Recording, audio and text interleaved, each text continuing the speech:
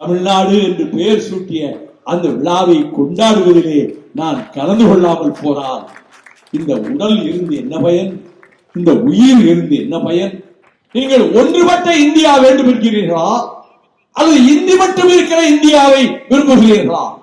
எடுத்த முடிவில் மாற்றமில்லை. முன்வைத்த காலை பின்வைக்கும் வழக்கம் நெற்காலத்திலும் எனக்கு இல்லை. நீங்கள் வாய்கிழிய பேசிவிட்டு போய்விட்டீர்கள். எங்கள் தமிழர்களை ஏமாற்றலாம் என்று கருதி கொண்டு அது ஒரு காலம் நடக்காது. மிஸ்டர் பிரைம் மினிஸ்டர், இங்கே என்னை போன்றவர்கள் லட்சோப இளைஞர்கள் இருக்கிறார்கள். அவர்களின் நாடி நரம்புகளின் இந்த உணர்ச்சியை நான் ஊட்டுவேன்.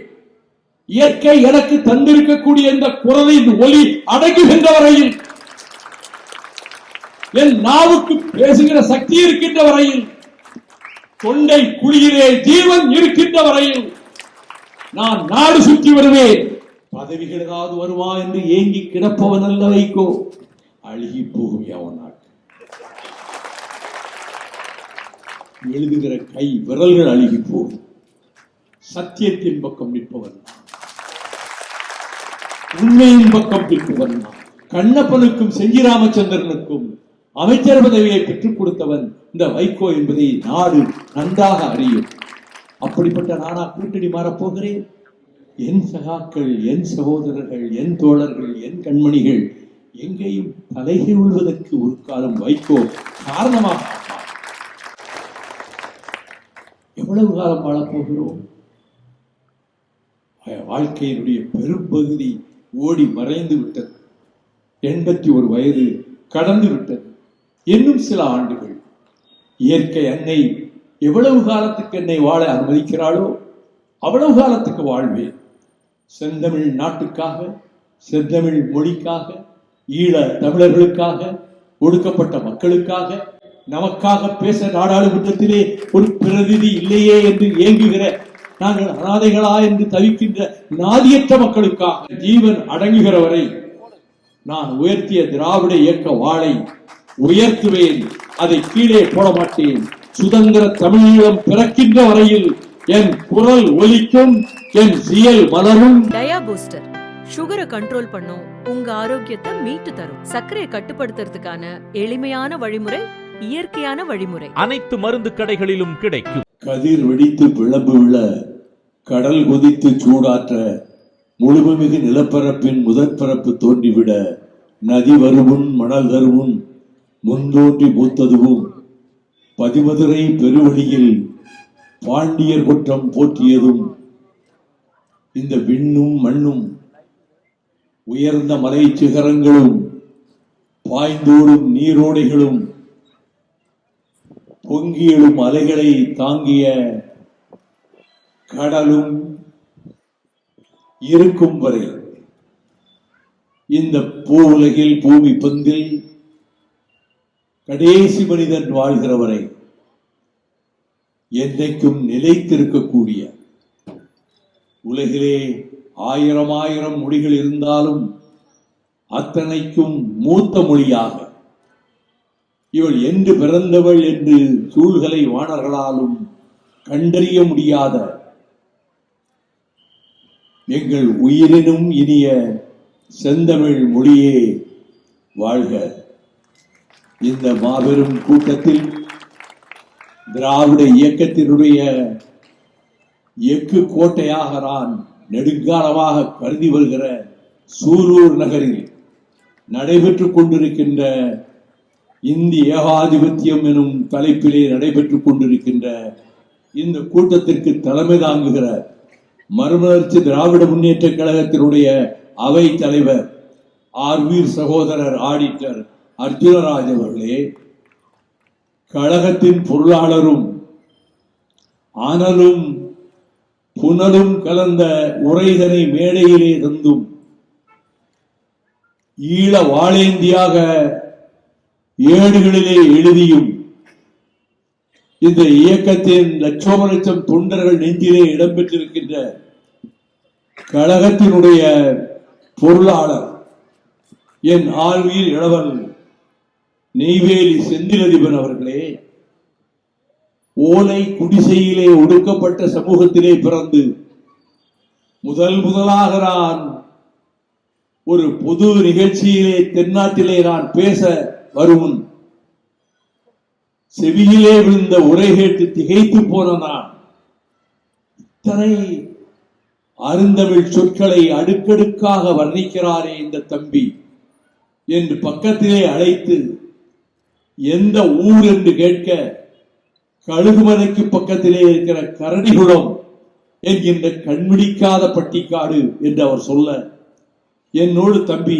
நீ சென்னைக்கு வா, தாயகத்திலே இருந்து கொள், அந்த அலுவலக பணிகளை ஆற்றுவது மட்டுமல்ல, மேடைகள் பேசவும் சங்கொலியிலே எழுதவுமாக உன்னுடைய வரகவி ஆற்றல் பயன்படட்டும் என்று நான் அழைத்து வந்து இன்றைக்கும் இந்த இயக்கத்துக்கு ஒரு போர்க்கருவியாக திகழ்ந்து கொண்டிருக்கின்ற என்னுடைய ஆறுயிர் தம்பி வரகவி மணிவேந்தன் அவர்களே, இந்த நிகழ்ச்சியை மிகச்சிறப்பாக நடத்துவதற்கு பல்லாண்டு காலமாக திராவிட இயக்கத்துக்கு பாடுபட்டுக் கொண்டிருக்கின்ற மாவட்ட கழக அவைத் தலைவர் டாக்டர் கலைஞரின் பெயர் தாங்கிய தம்பி சூப்பே கருணாநிதி அவர்களே, மாவட்ட பொருளாளர் அன்பிற்குரிய தி.க. நடராசன், மாவட்ட துணை செயலாளர்கள் தங்கவேலு, இயேசுதாஸ், கவிதா,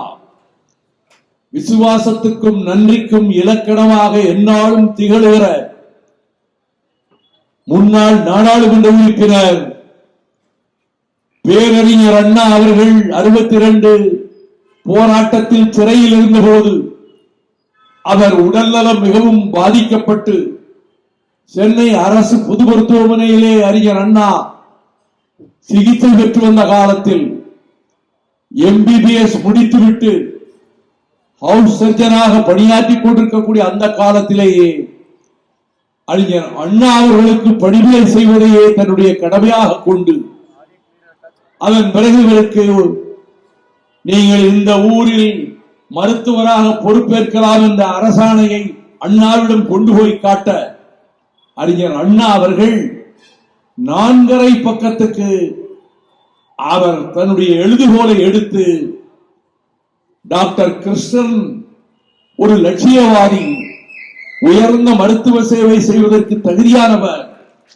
என்று அவரை பற்றி பாராட்டி 4½ பக்கம் கையால் எழுதிய பெருமைகள் யாருக்கும் தமிழ்நாட்டிலே கிடைத்ததில்லை என்ற வகையில் அவர் நாடாளுமன்ற வேட்பாளராக மறுமலர்ச்சி திராவிட முன்னேற்ற கழகத்தின் சார்பிலே போட்டியிட்ட போது அறிஞர் அண்ணா அவர்கள் டாக்டர் கிருஷ்ணனை பற்றி எழுதிய அந்த கடிதத்தை லட்சக்கணக்கான பிரதிகளை எடுத்து அப்பொழுது மாவட்ட செயலராக திகழ்ந்த என் அன்பு சகோதரர் RT மாரியப்பனும் மற்றவர்களும் வீடு வீடாக சென்று அண்ணாவினுடைய பாராட்டு மடலையே வாக்கு கேட்கின்ற அழைப்புதலாக தந்தார்கள். 2 முறையும் நாடாளுமன்றத்திற்கு மறுமலர்ச்சி திமுக சார்பிலே வெற்றி பெற்று சென்றார். அவரை வளைப்பதற்கு சிலர் முயற்சித்தது உண்டு. நீங்கள் அணிமாறி எங்களோடு வந்தால் 15 கோடி ரூபாய்க்கு உங்களுக்கு ஒரு தொழிற்சாலை அமைத்து தருவோம் என்று சிலர் ஆசை வார்த்தை கூறியது உண்டு. மடியும் வரை நான் வைகோவின் நெல்லையரா நிற்பேன் என்று சொன்ன என்னுடைய அன்பு சகோதரர் டாக்டர் கிருஷ்ணன் அவர்களே, உயர்நிலை குழு உறுப்பினர், ஜிப்ரால்டர் கோட்டை என்று கொங்கு மண்டலத்தை நான் வர்ணிக்கின்ற வகையில் கழகத்துக்கு பாடுபட்ட ஆர்வீர் சகோதரர் RR மோகன்குமார் அவர்களே,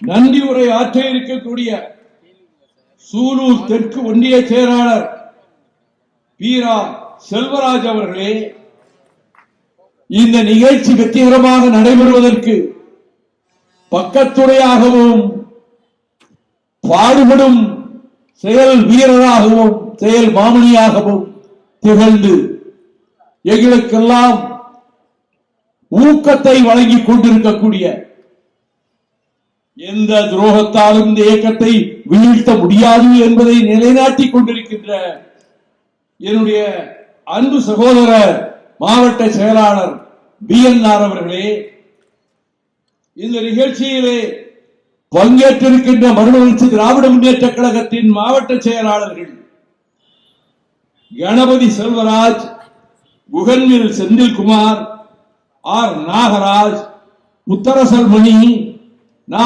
Murugan, P Tamilarasu, Gopalraju, Mahendravarman, Sankeshwaran, Sekar, K K Ganesan, பா சிவகுமார், கே கே சேதுபாஸ்கரன், மு கோபால், ஈரோடு சோ வீரகுமாரன், கோ ராமதாஸ் உள்ளிட்ட கழகத்தின் காப்பாளர்களே, சூலூர் ஒன்றிய வடக்கு செயலாளர் யுவராஜ் உள்ளிட்ட இந்த நிகழ்ச்சிக்கு வருகை தந்திருக்கின்ற மாமன்ற உறுப்பினர்களே, ஒன்றிய நகர பேரூர் கழக செயலாளர்களே, நகரங்களின் வட்டக்கழக செயலாளர்களே, செயற்குழு பொதுக்குழு உறுப்பினர்களே, பேரறிஞர் அண்ணாவின் தம்பிகளே, இந்த நிகழ்ச்சியை சற்று தொலைவில் இருந்தாவது கேட்போம் என்று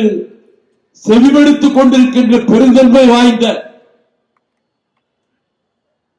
தமிழகத்தின் எதிர்காலத்தையும் தீர்மானித்துக் கொண்டிருக்கின்ற இந்தியா கூட்டணியின் அங்கமாக திகழும் மதச்சார்பற்ற முற்போக்கு கூட்டணியில் திராவிட முன்னேற்ற கழகத்தின் தலைமையில் அங்கம் வகிக்கின்ற அரசியல் கட்சிகளான காங்கிரஸ் கட்சி, விடுதலை சிறுத்தைகள் கட்சி, மார்க்சிஸ்ட் கம்யூனிஸ்ட் கட்சி, இந்திய கம்யூனிஸ்ட் கட்சி, அதை போல பங்கெடுத்துக் கொண்டிருக்கக்கூடிய இந்திய யூனியன் முஸ்லிம் லீக், கொங்கு மண்டலத்தின் உரிமைகளை காப்பதற்காக இயங்கிக் கொண்டிருக்கின்ற ஒரு அரசியல் கட்சி உள்ளிட்ட பல்வேறு கட்சிகளை சேர்ந்த என் அரும் தோழர்களே, ஜனநாயகத்தின் அடித்தளம் பத்திரிகை சுதந்திரம் தான், கருத்து சுதந்திரம் தான். அதற்கு காவலாக நிற்கின்ற விழிகளாகவும் செவிகளாகவும் மக்களாட்சிக்கு துணை நிற்கின்ற தொலைக்காட்சி ஊடகங்களின் நண்பர்களே, பத்திரிகை செய்தியாளர்களே, இந்த நிகழ்ச்சிக்கு வந்திருக்கின்ற எனது பாசமிகு தாய்மார்களே, மதிப்பிற்குரிய பெரியோர்களே, கூற்று உடன்று மேல் வரினும் கூடி எதிர்க்கும் ஆற்றல் அதுவே படை என்ற வள்ளுவன் வாய்மொழிக்கு இலக்கணமாக பாயும் ஈட்டிக்கும் இமைகொட்டாது மார்பு காட்டுகின்ற கூட்டம் எங்கே? அது மறுமலர்ச்சி திராவிட முன்னேற்ற கழகத்தின் வாலிப வேங்கைகள் கூட்டம் என்று நாம் சொல்லி மகிழத்தக்க தகுதியை தந்திருக்கின்ற கழகத்தின் கண்மணிகளே, இளம் தலைமுறையினர் திராவிட இயக்கத்தை பற்றி அறிந்து கொள்ள வேண்டும். அறிவாசான் தந்தை பெரியாரை, அவரது லட்சியங்களை உணர்ந்து கொள்ள வேண்டும். தூத்துக்குடியிலே இருந்து ஜான்சிபார் வரை, டிம்பக்டு வரை பறந்து விரிந்து கிடக்கக்கூடிய இந்த பூ உலகில் எங்கெல்லாம் தமிழர்கள் வாழ்கிறார்களோ அவர்கள் இதய சிம்மாசனத்திலே அறிஞர் அண்ணா வாழ்கிறார் என்று 64 இல்லஸ்ட்ரேட்டட் வீக்லி பத்திரிகை பாராட்டியதே அந்த அறிஞர் அண்ணாவை பற்றி, அவரது தியாகம் நிறைந்த வரலாற்றை பற்றி, தன்னலமற்று தமிழ் தாய்க்கும் தமிழ் மொழிக்கும் தமிழ் இனத்துக்கும் அவர் ஆற்றிய பணிகளை பற்றி இளம் தோழர்கள், வாலிப பிராயத்தினர், 25 வயதுக்கு மேற்படாதவர்கள் தெரிந்து கொள்ள வேண்டும். திராவிட முன்னேற்ற கழகத்திலே இருக்கக்கூடிய அந்த இளம் தம்பிமார்கள், இளம் தோழர்கள் தந்தை பெரியாரை பற்றியும் அறிஞர் அண்ணாவை பற்றியும் முத்தமிழறிஞர் டாக்டர் கலைஞரை பற்றியும் திராவிட இயக்கத்தின் தியாக வரலாற்றை பற்றியும் நீங்கள் அறிந்து கொள்ள வேண்டும் என்ற என்னுடைய அவா நிறைவேறும் ஒரு நாள் வரும் என்று எதிர்பார்க்கின்றேன். நான் 31 ஆண்டுகள், ஏறத்தாழ 30 ஆண்டுகள் 6 மாதம் திராவிட முன்னேற்ற கழகத்திலே இயங்கினேன். 1964 மாநில கல்லூரியிலே பொறியியல் முதுகலை முதலாண்டு படித்துக் கொண்டிருந்த நான், அந்த ஆண்டு ஆகஸ்ட் மாதம் 21ஆம் தேதி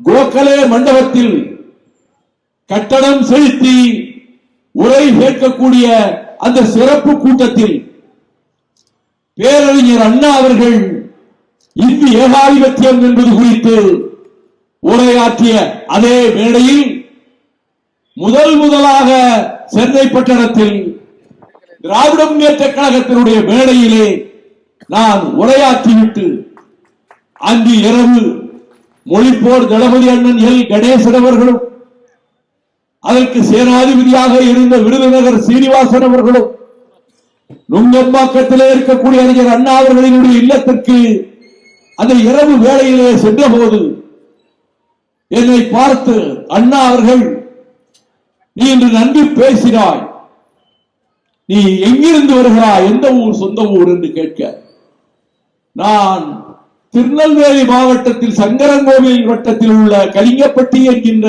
கிராமத்தை சேர்ந்தவன், மாநில கல்லூரியிலே பொருளாதாரம் முதலாண்டு படிக்கிறேன் என்று சொல்லுகிற வேளையில் அவருடைய பெஞ்ச்மேட்டாக அவருக்கு பக்கத்திலேயே பச்சையப்பன் கல்லூரி அந்த பலகையிலே உடன் உட்கார்ந்திருந்த பேராசிரியர் வேலாயுதம் அவர்கள்தான் அண்ணாவினுடைய பக்கத்திலே இருந்து நண்பராக இருந்தவர்தான் மாநில கல்லூரியிலே பொருளாதார துறைக்கு தலைமை தாங்கிக் கொண்டிருந்தார்.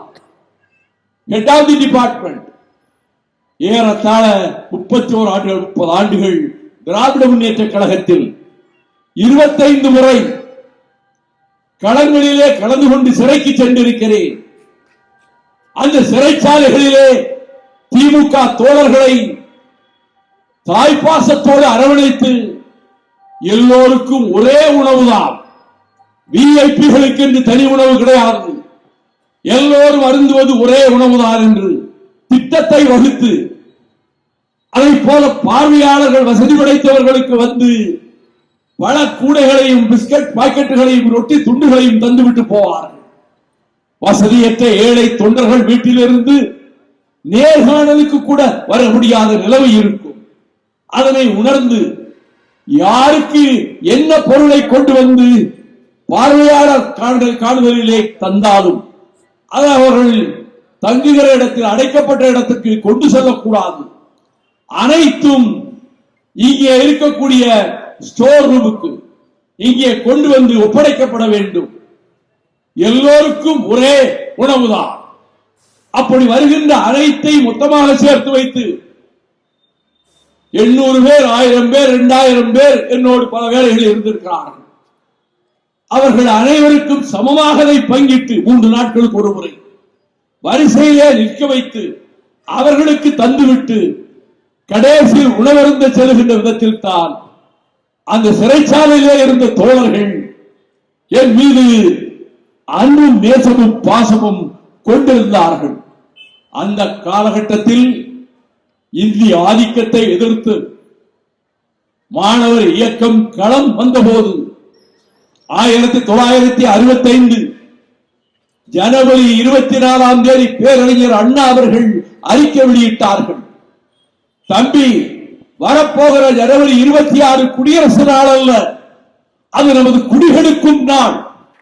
அன்றைக்கு எல்லா இல்லங்களிலும் எல்லா பொது இடங்களிலும் இந்திய எதிர்த்து கருப்பு கொடி பறக்க வேண்டும் என்று அண்ணா அவர்கள் சொன்னதனால் முதல் நாள் ஜனவரி 25 லட்சக்கணக்கான மாணவர்கள், கல்லூரிகளிலே படிக்கின்ற மாணவிகள் சென்னை பட்டணத்திலேயும் மதுரை நகரிலேயும் திருச்சி நகரிலேயும் ஆங்காங்கு லட்சக்கணக்கிலே திரண்டு சென்னையில் நேப்பியர் பூங்காவிலிருந்து நாங்கள் புறப்பட்டு இந்தி ஒழிக என்ற வீர கர்ஜனை புரிந்து வீதியிலே வந்தபோது பல்லாயிரக்கணக்கான மக்கள் வந்து 2 பக்கத்தில் இருந்து பார்த்தார்கள். அப்பொழுது நடைபெற்றுக் கொண்டிருந்த ஆட்சியின் ஏவலர்களாக காவல்துறையினர் குதிரைகளின் மீது ஆரோகணித்து வந்து அந்த ஊர்வலத்திலே வந்தவர்களை எல்லாம் சிரம் உடைய தாக்கினார்கள். இந்த தாக்குதலுக்கு பின்னர் கடற்கரையில் நம்முடைய மொழிப்போர் தளபதிகள் உரை நிகழ்த்தினார்கள். அதே நாளில் மதுரை மாநகரில் சங்கம் வைத்து தமிழ் வளர்த்த நன்மான கூடலில் குதிரை குழம்புகளின் ஓசையோடு சங்கத்தமிழும் சேர்ந்து ஒலித்தது என்று சொல்லப்படுகின்ற மாமதுரையில் மாணவர்கள் பல்லாயிரக்கணக்கிலே திரண்டு இந்திய எதிர்த்து போராட்ட களத்துக்கு வர அப்பொழுது இங்கே படித்துக் கொண்டிருந்த நினைவிலே வாழும் என் ஆர்வீர் நண்பன் காளிமுத்துவும் காமராசுவும் அரசியல் சட்டத்தின் 17வது பிரிவை தெருவிலே முனையிலே நின்று பகிரங்கமாக தீயிட்டு கொளுத்தி அப்பொழுது அந்த மாணவர்கள் பலர் தாக்கப்பட்டு இரத்த காயங்களோடு கீழே விழுந்த அந்த செய்தியும், அதே போல எங்கள் வாழ்வும் எங்கள் வளமும் மங்காத தமிழுக்கு சங்கே முழங்கு என்று பாவேந்தன் பாடல் வரிகளை உச்சரித்தவாறு அண்ணாமலை பல்கலைக்கழகத்திலே லட்சக்கணக்கான மாணவர்கள் வீர முழக்கமிட்டவாறு வீதியிலே வந்தபோது எதிர்த்து வந்த காவல்துறை கண்மண் தெரியாமல் துப்பாக்கிச் சூடு நடத்திய வேளையில் சிவகங்கையிலே பிறந்த வேங்கை ராஜேந்திரன் என்ற அண்ணாமலை பல்கலைக்கழக மாணவன் தொண்டையிலே குண்டு பாய்ந்து அந்த இடத்திலேயே கீழே விழுந்து மடிந்த செய்தியும் எங்களுக்கு வர நாங்கள் கல்லூரி விடுதியினுடைய அந்த வளாகத்துக்குள்ளே கூட்டம் போட்டு சிவகங்கை ராஜேந்திரன் ரத்தம் சிந்தி மடிந்து விட்டான் ஒரு மாணவன். நாம் போராட்டத்தை தொடர்வதுதான் சரி என்று நாங்கள் போராட தொடங்கிய அந்த வேளையில் தான் தேனாம்பேட்டையிலே லட்சிய நடிகர் எஸ் ராஜேந்திரன் அவர்களுடைய வீட்டிற்கு முன்னால் ஏற்றப்பட்ட கருப்பு கொடியை கீழே இறக்குகிறாயா இல்லையா என்று 100க்கு மேற்பட்டவர்கள் SSR வீட்டை சூழ்ந்து கொள்ள எதற்கும் அஞ்சாத அந்த சேடவட்டி சிங்கம் கையிலே துப்பாக்கி எடுத்துக்கொண்டு எவனடா வருகிறவன் வீட்டுக்குள்ளே நுழைந்து வா என்று சொன்னதற்கு பிறகு அவர் கைது செய்யப்பட்டு சிறையில் கொண்டு வந்து அடைக்கப்பட்டார். இந்த போராட்டம் தொடர்ந்தது. பேரறிஞர் அண்ணா அவர்கள் முக்கிய தலைவர்கள் கைது செய்யப்பட்ட அந்த வேளையில் இந்த போராட்டத்தை உந்து சக்தியாக ஊக்குவிப்பவர் கோபாலபுரத்திலே இருக்கக்கூடிய டாக்டர் கலைஞர் கருணாநிதி என்று சொல்லி அவரை மாலை வேளையிலே கைது செய்து போலீஸ் வேனிலே ஏற்றி இரவோடு இரவாக அவர் நெஞ்சு வலிக்கிறது என்று சொல்லியும் திருச்சிராப்பள்ளிக்கு கொண்டு சென்று அங்கிருந்து மதுரைக்கு கொண்டு போய் மதுரையிலே சற்று நேரம் அடைத்து வைத்திருந்த போது மதுரையின் மாவீரன் முத்து அங்கே கலைஞரை காண சென்ற போது காவல்துறையினர் அவரை நாங்கள் இப்பொழுது தெற்கே நோக்கி கொண்டு செல்கிறோம் என்று பாளையங்கோட்டையினுடைய தனிமை சிறைச்சாலையில் அங்கே 150 அறைகள் இருக்கின்றன.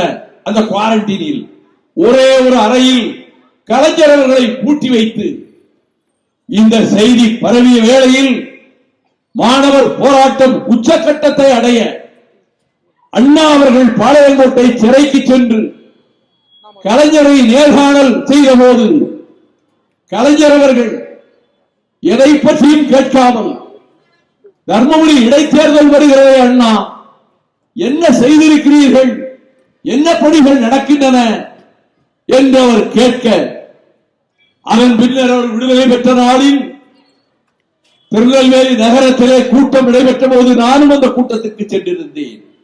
அண்ணா அவர்கள் அப்போதுதான் சொன்னார், நான் மத்திய சிறைச்சாலையின் வாசலை திரும்பி பார்த்த போது தன்னை வெல்வான் தரணியை வெல்வான் என்ற பொன்னெழுத்துக்களால் வாசகம் பொறிக்கப்பட்டிருக்கிறது.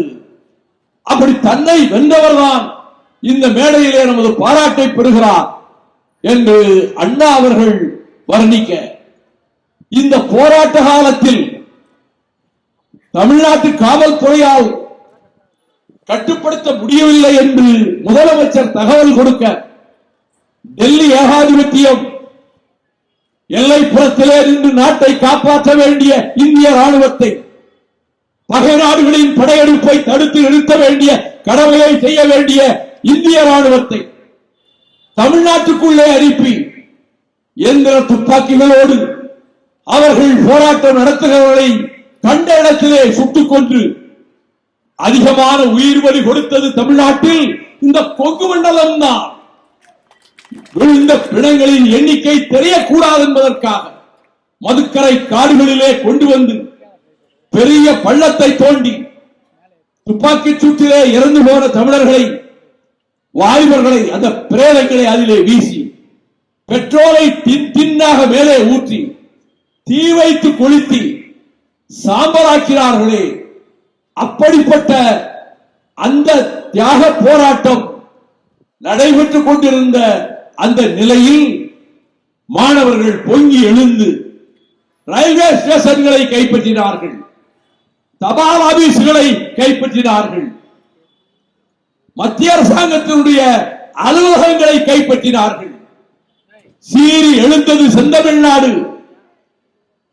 புயல் வீசுகிறது, அதில் புறப்படட்டும் என்ற வகையில் தமிழகம் எங்கும் அப்படி ஒரு போராட்டத்தை எவரும் கண்டிருக்க முடியாத நிலையில் தான் நினைவூட்டுகிற வகையில் 1964 ஆண்டு ஜனவரி திங்கள் 24 நாள் இரவு வேளையில் கீழப்பழுவூரிலே இருந்த சின்னசாமி தன் வீட்டில் உறங்கிக் கொண்டிருந்த மனைவி திராவிட செல்வியையும் மகளையும் ஒரு பார்வை பார்த்துவிட்டு ஏற்கனவே வாங்கி வைத்திருந்த ஒரு டின் பெட்ரோலோடு திருச்சி ரயில்வே சந்திப்புக்கு வந்து அந்த ரயில்வே சந்திப்பிலேயே பெட்ரோலை ஊற்றிக் கொண்டு இந்தி ஒழிக தமிழ் வாழ்க என்று முழக்கமிட்டவாறு அவன் அங்கே கருகி மடிந்தான். இந்த செய்தி பேரறிஞர் அண்ணாவுடைய உள்ளத்தை உலுக்கியது.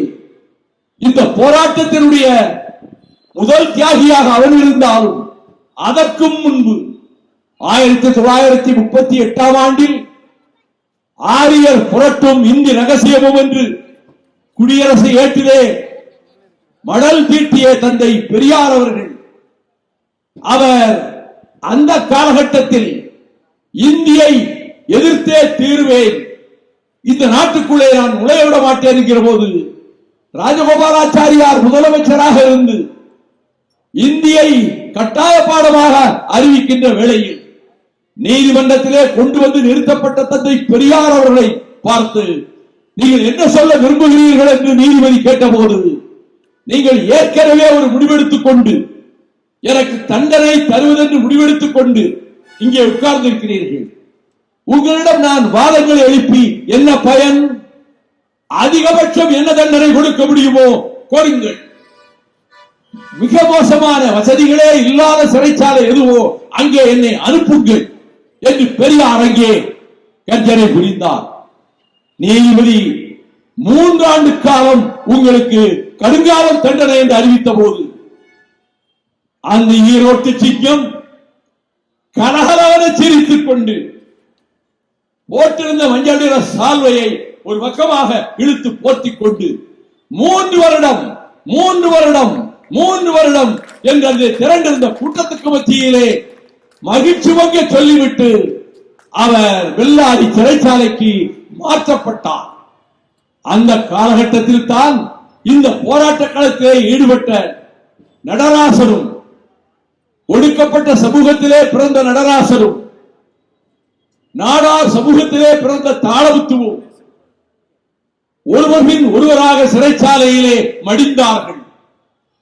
அந்த சோதனைகள் மிகுந்த வேளையில் சகோதரி மீனாட்சி அம்மாளை போல போராடியவர்களில் ஒருவர்தான் பல்லடம் தந்த சிங்கம் பொன்னுச்சாமி.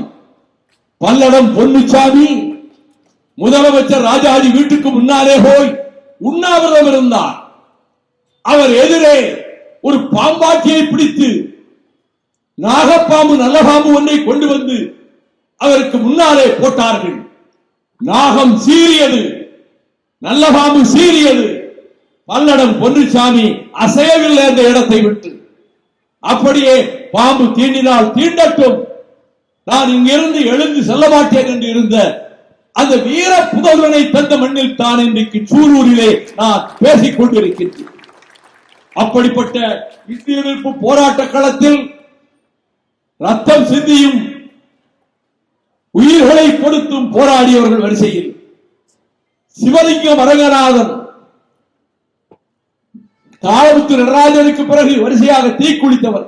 சிவலிங்கம் சின்னச்சாமி, அரங்கநாதர், ஆசிரியர் வீரப்பன், சத்தியமங்கலமுத்து, கீரனூர் முத்து, ராஜமலை சண்முகம், மயிலாடுதுறை சாரங்கபாணி, பீழமேடு தண்டபாணி, இவர்கள் அனைவரும் விஷம் அருந்தியும் தீக்குளித்தும் பாதாதிகேசம் பற்றி எரிய எலும்புகள் படியீர் படியிரண்டு உடைத்து விளைந்து உடைந்து கீழே விழ உடல் கருகி சாம்பலாக செந்தமிழ் மொழிக்காக உலகில் எவரும் தீக்குளித்தது கிடையாது.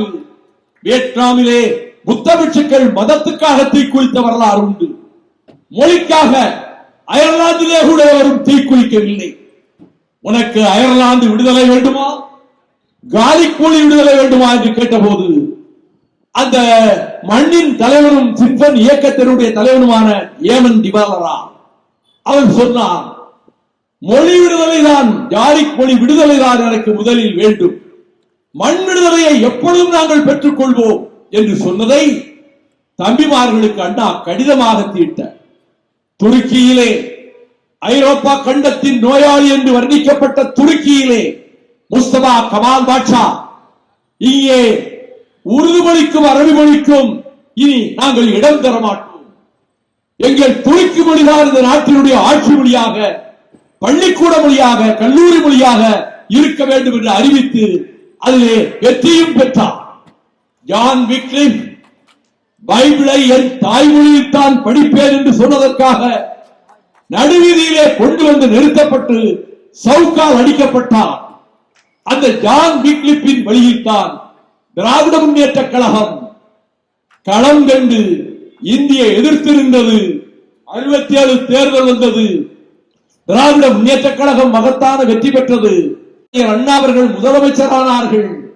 சட்டமன்றத்திலே தீர்மானம் கொண்டு வந்து இனி இந்த செந்தமிழ் நாட்டில் இந்திக்கு இடமே இல்லை, தமிழும் ஆங்கிலமும் மட்டும்தான் ஆட்சி மொழிகளாக இருக்கும், கல்வி மொழிகளாக, கல்லூரி மொழிகளாக, பள்ளி மொழிகளாக இருக்கும் என்று சட்டசபையிலே அறிவித்துவிட்டு சுயமரியாதை திருமணத்தை சட்டமாக்குவேன் என்று அதற்கும் ஒரு மசோதாவை கொண்டு வந்து நிறைவேற்றிவிட்டு தங்கலிங்க நாடார் 72 நாட்கள் உண்ணாவிரதம் இருந்து விருதுநகர் மைதானத்திலே உடல் நலம் குன்றி மடிந்தாரே தமிழ்நாடு என்று பெயர் வைப்பதற்காக அந்த தமிழ்நாடு என்ற பெயரை சட்டமன்றத்திலே முழங்கி இனி இந்த மண்ணுக்கு தமிழ்நாடு என்றுதான் பெயரிட வேண்டும், பெயரிடுகிறேன் என்று சொல்லியதோடு மட்டுமல்ல, புற்றுநோய் என்கின்ற அந்த கொடூர மரண கழுகு அண்ணாவை கொத்திய வேளையில் அமெரிக்க நாட்டு மில்லரிடம் சிகிச்சை பெற்று திரும்பி வந்த அண்ணா அவர்கள் மெலிந்த தோற்றத்தோடு இருந்தபோது சட்டக்கல்லூரி மாணவர்கள் நாங்கள் நுங்கம்பாக்கம் அவர் வீட்டுக்கு சென்ற போது வழக்கமாக அணிகின்ற அந்த பனியனை அணிந்து கொண்டு ஜன்னல் ஓரத்திலே உட்கார்ந்திருந்த அந்த மெலிந்த உருவத்தை பார்த்து நாங்கள் கவலையோடு அவரிடம் பேசிக் கொண்டிருந்த போது அவர் உங்கள் பாசறைகளை எல்லாம் நீங்கள் பலப்படுத்திக் கொள்ள வேண்டும் என்று சொன்ன அண்ணா அவர்கள் கடைசியாக தமிழ்நாடு பெயர் சூட்டு விழாவில் டாக்டர்கள் எச்சரித்தும் நீங்கள் கலந்து கொள்ளக்கூடாது, உங்கள் உடல் நலம் இடம் கொடுக்காது என்ற போதும் அவர் அங்கே வந்து இன்றைய கலைவாணர் அரங்கம், அன்றைய பாலர் அரங்கமாக இருந்த அந்த இடத்தில் அண்ணா அவர்கள் அந்த மேடைக்கு வந்தவுடன் அந்த உடம்பை பார்த்துவிட்டு கண்ணீர் விட்டு கதறிய அண்ணாவின் தம்பிகள் எண்ணற்றவர்கள். அந்த கூட்டத்திற்கு நானும் சென்றிருந்தேன் மாணவனாக. அப்பொழுது அண்ணா அவர்கள் சொன்னார்கள், என்னை டாக்டர்கள் எச்சரித்தார்கள், நீங்கள் இந்த கூட்டத்துக்கு போகக்கூடாது சட்டசபைக்கு என்று. தமிழ்நாடு என்று பெயர் சூட்டிய அந்த விழாவை கொண்டாடுவதிலே நான் கலந்து கொள்ளாமல் போனால் இந்த உடல் இருந்து என்ன பயன், இந்த உயிர் இருந்து என்ன பயன் என்று பேசிய போது எல்லோரும் தங்களுடைய கண்ணீரை துடைத்துக் கொண்டார்கள். அப்பொழுது சொன்னார், வருங்காலத்தில் கட்சிகளினுடைய ஆட்சி மாறலாம், புதிய புதிய கட்சிகள் ஆட்சிக்கு வரலாம், ஆனால் நாங்கள் நிறைவேற்றி இருக்கிற இந்த 3 திட்டங்களையும், தமிழ்நாடு பெயரையும், சுயமரியாதை திருமண சட்டத்தையும், இந்திக்கு இடமில்லை தமிழும் ஆங்கிலமும் என்ற மொழி சட்டத்தையும் எவர் ஆட்சிக்கு வந்தாலும் இனிமேல் மாற்ற முடியாது என்று அந்த கூட்டத்திலே தன் உயிர் புரிவதற்கு 8 நாட்களுக்கு முன்னாலே சொல்லிவிட்டு போனார். அப்படிப்பட்ட இந்திய ஆதிக்க எதிர்ப்பு போராட்ட களத்தில் நானும் நின்றவன் என்ற வகையில் முதலாக அண்ணாவுக்கு முன்னால் இந்திய ஆதிபத்தியம் என்ற தலைப்பிலே பேசியதை ஞாபகம் ஊட்டி அண்ணாவை நெஞ்சிலே போற்றிக் கொண்டிருக்கின்ற சூலூர் மாநகரில் அதே தலைப்பில் நெடிய இடைவெளிக்கு பிறகு நான் இங்கே பேசுவதற்கு காரணம், இன்று கேரளம் நம்மை பின்பற்றுகிறது, மலையாள நாடு நம்மை பின்பற்றுகிறது. இந்திக்கு இனிமேல் எங்கள் கேரள நாட்டில் இடமில்லை, மலையாளமும் ஆங்கிலமும் தான் என்று சொல்ல உட்பட்டு விட்டது. கர்நாடகம் சீறி எழுந்து இந்தியை ஒழித்து கட்டுவோம், தமிழ்நாட்டை பின்பற்றுவோம் என்று கர்நாடக முதலமைச்சர் அறிவிக்கிறார். அங்கே மேற்கு வங்காளத்திலே சகோதரி மம்தா பானர்ஜி இன்றைக்கு முதலமைச்சராக இருக்கிறாரே, அந்த மேற்கு வங்கம் நாங்கள் தமிழ்நாட்டை இனிமேல் பின்பற்றுவோம், இங்கே இந்தியை வங்காளத்துக்குள்ளே நுழைய விட மாட்டோம் என்று பகிரங்கமாக அறிவித்து விட்டார். எனக்கு ஞாபகம் வந்தது, மொழி பிரச்சனை மூண்ட காலத்தில் இது பற்றி ஆய்வதற்காக மத்திய அரசு லாங்குவேஜ் கமிஷன் என்று 3 பேரை கொண்ட ஒரு குழுவை நியமித்தது. அதில் ஒருவர் மேற்கு வங்காளத்தைச் சேர்ந்த சுமித் குமார் சாட்டர்ஜி, அவர் மட்டும், மற்ற 2 பேரும் இந்தியை ஆதரித்து எழுதினார்கள். அவர் இந்தி இந்த நாட்டினுடைய ஒருமைப்பாட்டை உடைத்துவிடும், இந்தி கூடாது, ஆங்கிலமும் அந்தந்த மாநில மொழிகள் தான் இருக்க வேண்டும் என்று சுமித் குமார் சாட்டர்ஜி எழுதியதை நான் நாடாளுமன்றத்திலே மேற்கோள் காட்டியிருக்கிறேன். நாடாளுமன்றத்தில் பல வாதங்கள் எடுத்த எடுப்பில் 78 டாக்டர் கலைஞர் என்னை ராஜ்யசபாவுக்கு அனுப்பிய போது மே மாதம் 2ஆம் தேதி 1978ஆம் வருடம் என்னுடைய கன்னி பேச்சில் நான் பேசுகின்ற போது இந்தியை எதிர்த்து ரத்த ஆற்றின் கரைகளிலே எங்கள் செந்தமிழ்நாட்டு இளைஞர்கள் வாலிபர்கள் ரத்தம் சிந்தி இருக்கிறார்கள், 8 பேர் தீக்குளித்து மடிந்திருக்கிறார்கள், இந்தியை ஒருபோதும் நாங்கள் தமிழகத்துக்குள்ளே நுழைய அனுமதிக்க மாட்டோம் என்ற போது அது செத்துப்போன குதிரை என்று மறுநாள் பிரதமர் மொரார்ஜி தேசாய் பேசியதை கண்டித்து அதே சபையில் அது செத்துப்போன குதிரை அல்ல, புல்வெளியிலே இப்பொழுது ஓய்வெடுத்துக் கொண்டிருக்கின்ற போர்க்குதிரை, அது எப்பொழுதும் சீறி எழும் என்று கூறியதோடு மட்டுமல்லாமல் எனக்கு வந்த கடிதம், முதலமைச்சரினுடைய கடிதம் முழுக்க முழுக்க இந்தி மொழியிலே இருந்ததா.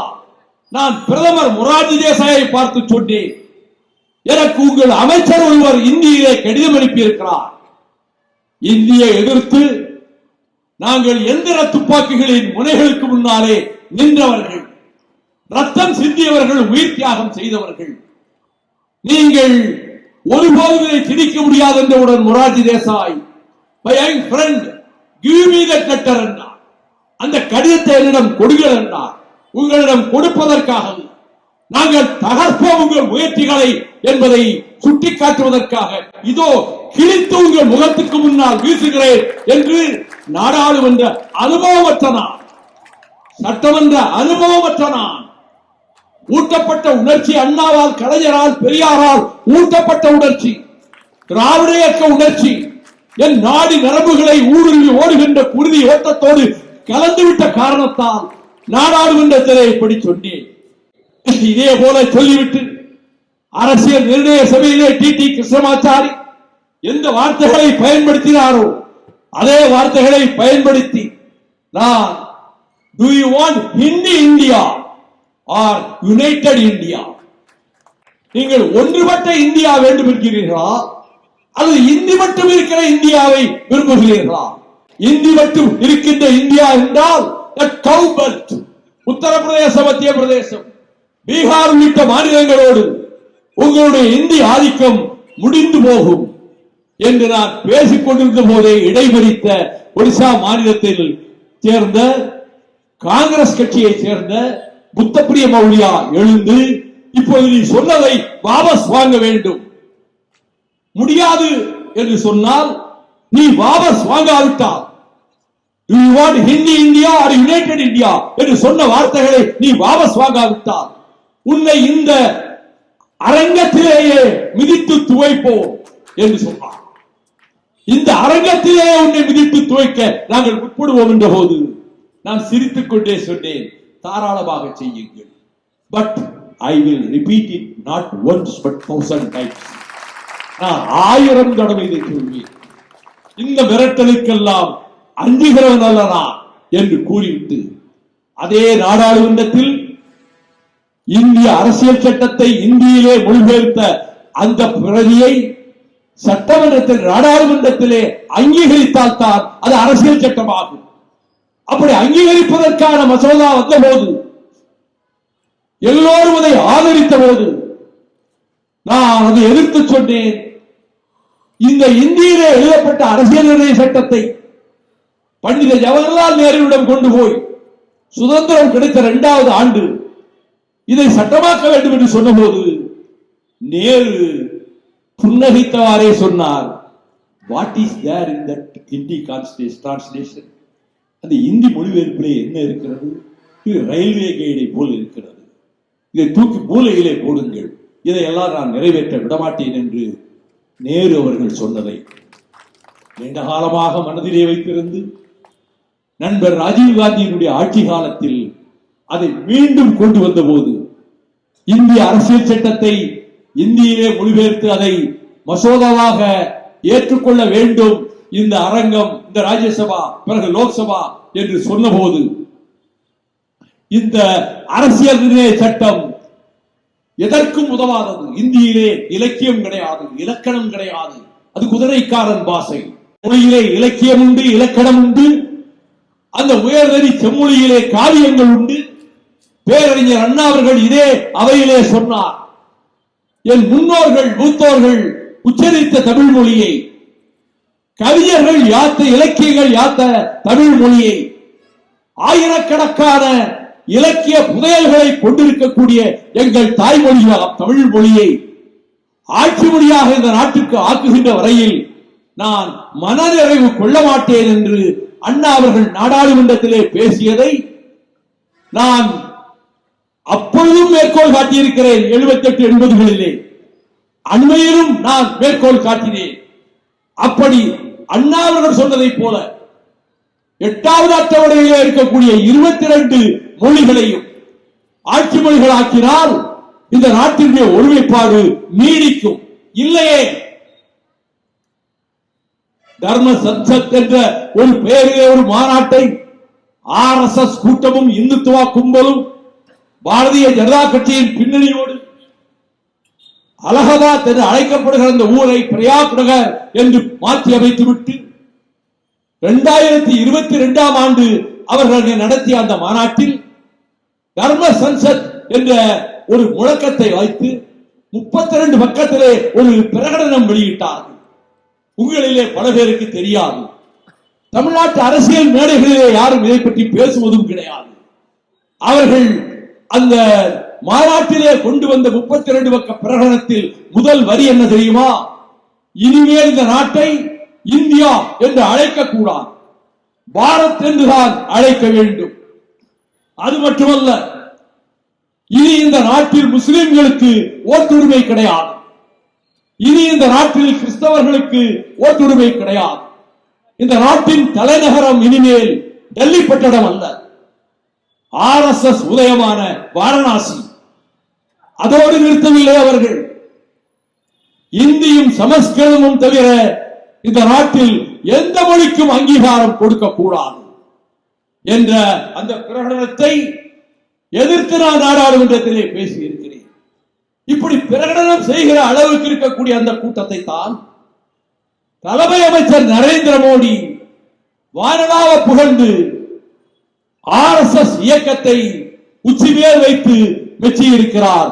அது குறித்து செந்திலறிவன் சொல்லும் போது சாவர்கருடைய வீட்டில் தான் அவன் நாதுராம் விநாயக கோட்சேயும் நாராயண ஆப்தேயும் சந்தித்து விட்டு வெளியே வந்த போது ஒன்றை சொல்ல மறந்து விட்டார்.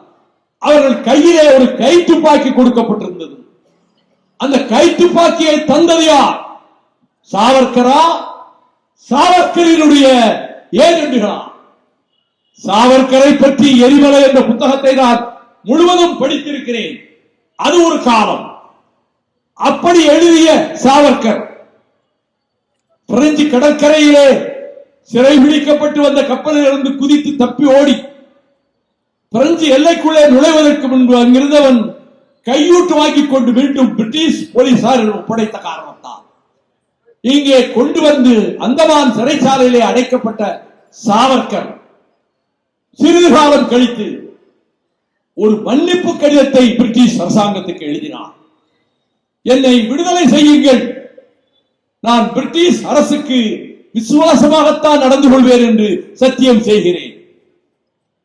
இரண்டாவது கடிதம் மீண்டும் அதே பிரிட்டிஷ் அரசாங்கத்திற்கு, சாவர்கர் என்னை விடுதலை செய்தால் பிரிட்டிஷ் சாம்ராஜ்யத்தினுடைய புகழ்பாடும் வேலையைத்தான் செய்வேன், உங்கள் அரசுக்கு எதிராக நான் எதுவும் செய்ய மாட்டேன் என்று என்னை மன்னித்து விடுங்கள் என்று மன்னிப்பு கடிதம் எழுதியதை யார் மறுக்க முடியும்? எதை வேண்டுமானாலும் சொல்லி எல்லோரையும் ஏமாற்றிவிட முடியாது. அப்படி 2 கடிதங்களை எழுதிய சாவர்கரினுடைய படம் நாட்டின் நாடாளுமன்றத்தின் மைய மண்டபத்திலே திறக்கப்பட்டது. வெட்கத்திற்கும் வேதனைக்கும் உரிய நாள் என்று நான் நாடாளுமன்றத்திலே குறிப்பிட்டிருக்கின்றேன். ஆனால் அதே நாடாளுமன்றத்தில் அரசியல் சட்டத்தை தீட்டிய உலக மாமேதை பாபா சாஹிப் டாக்டர் அண்ணல் அம்பேத்கர் அவர்கள் படம் அந்த மைய மண்டபத்திலே கிடையாது. அந்த மண்டபத்துக்குள் இருந்துதான் அரசியல் சட்டத்தை அவர் வரையறுத்தார்.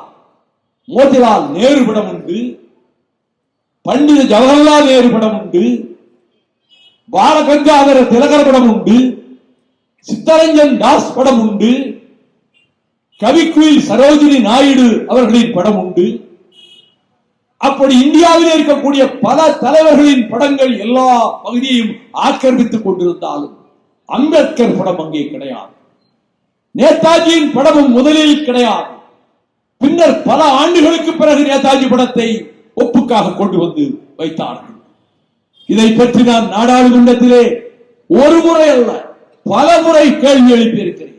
நான் கேட்டேன், அம்பேத்கர் படத்தை, அரசியல் சட்டத்தை உலகமே போற்றுகிற அளவுக்கு எழுதி குவித்த அம்பேத்கர் அவர்களுடைய படத்தை நீங்கள் ஏன் அதே மைய மண்டபத்தில் திறக்கவில்லை?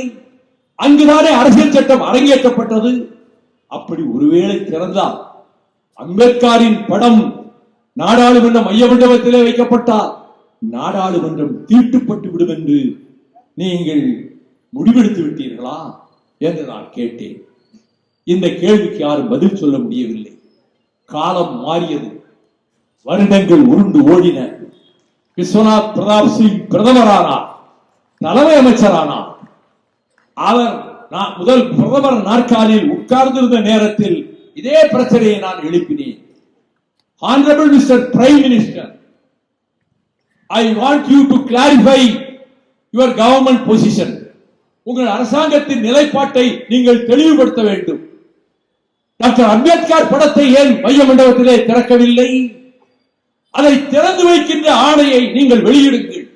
சரித்திரத்திலே விபி சிங் பெயர் என்னாலும் நிலைத்திருக்கும் என்று நான் சொன்னேன்.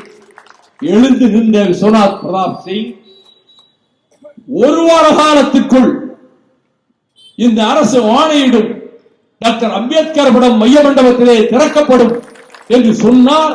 அதே போல திறக்கவும் செய்தார். அந்த மண்டபத்திலே அவருடைய படம், அம்பேத்கர் படம் இருக்கிறது என்றால் அதற்கு வித்தோன்றியவன் திராவிட இயக்கத்தினுடைய போர்வாள் வைகோகான் என்ற வரலாற்றை யாரும் மாற்றிவிட முடியாது.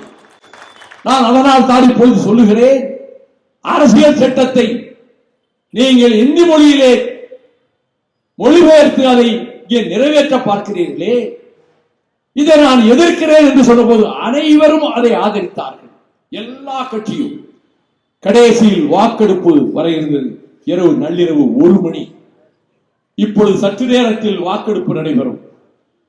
அரசியல் சட்டத்தை இந்தியிலே ஏற்றுக்கொள்வதா இல்லையா என்றவுடன் நான் எழுந்து நின்று எங்கள் அவைத் தலைவர், நான் மிகவும் மதித்த டாக்டர் சங்கர் தயாள் சர்மா அவர்களை பார்த்து சொன்னேன், வாக்கெடுப்பு நீங்கள் நடத்த இருப்பது சரிதான், ஆனால் குரல் வாக்கெடுப்பு நடத்தக்கூடாது.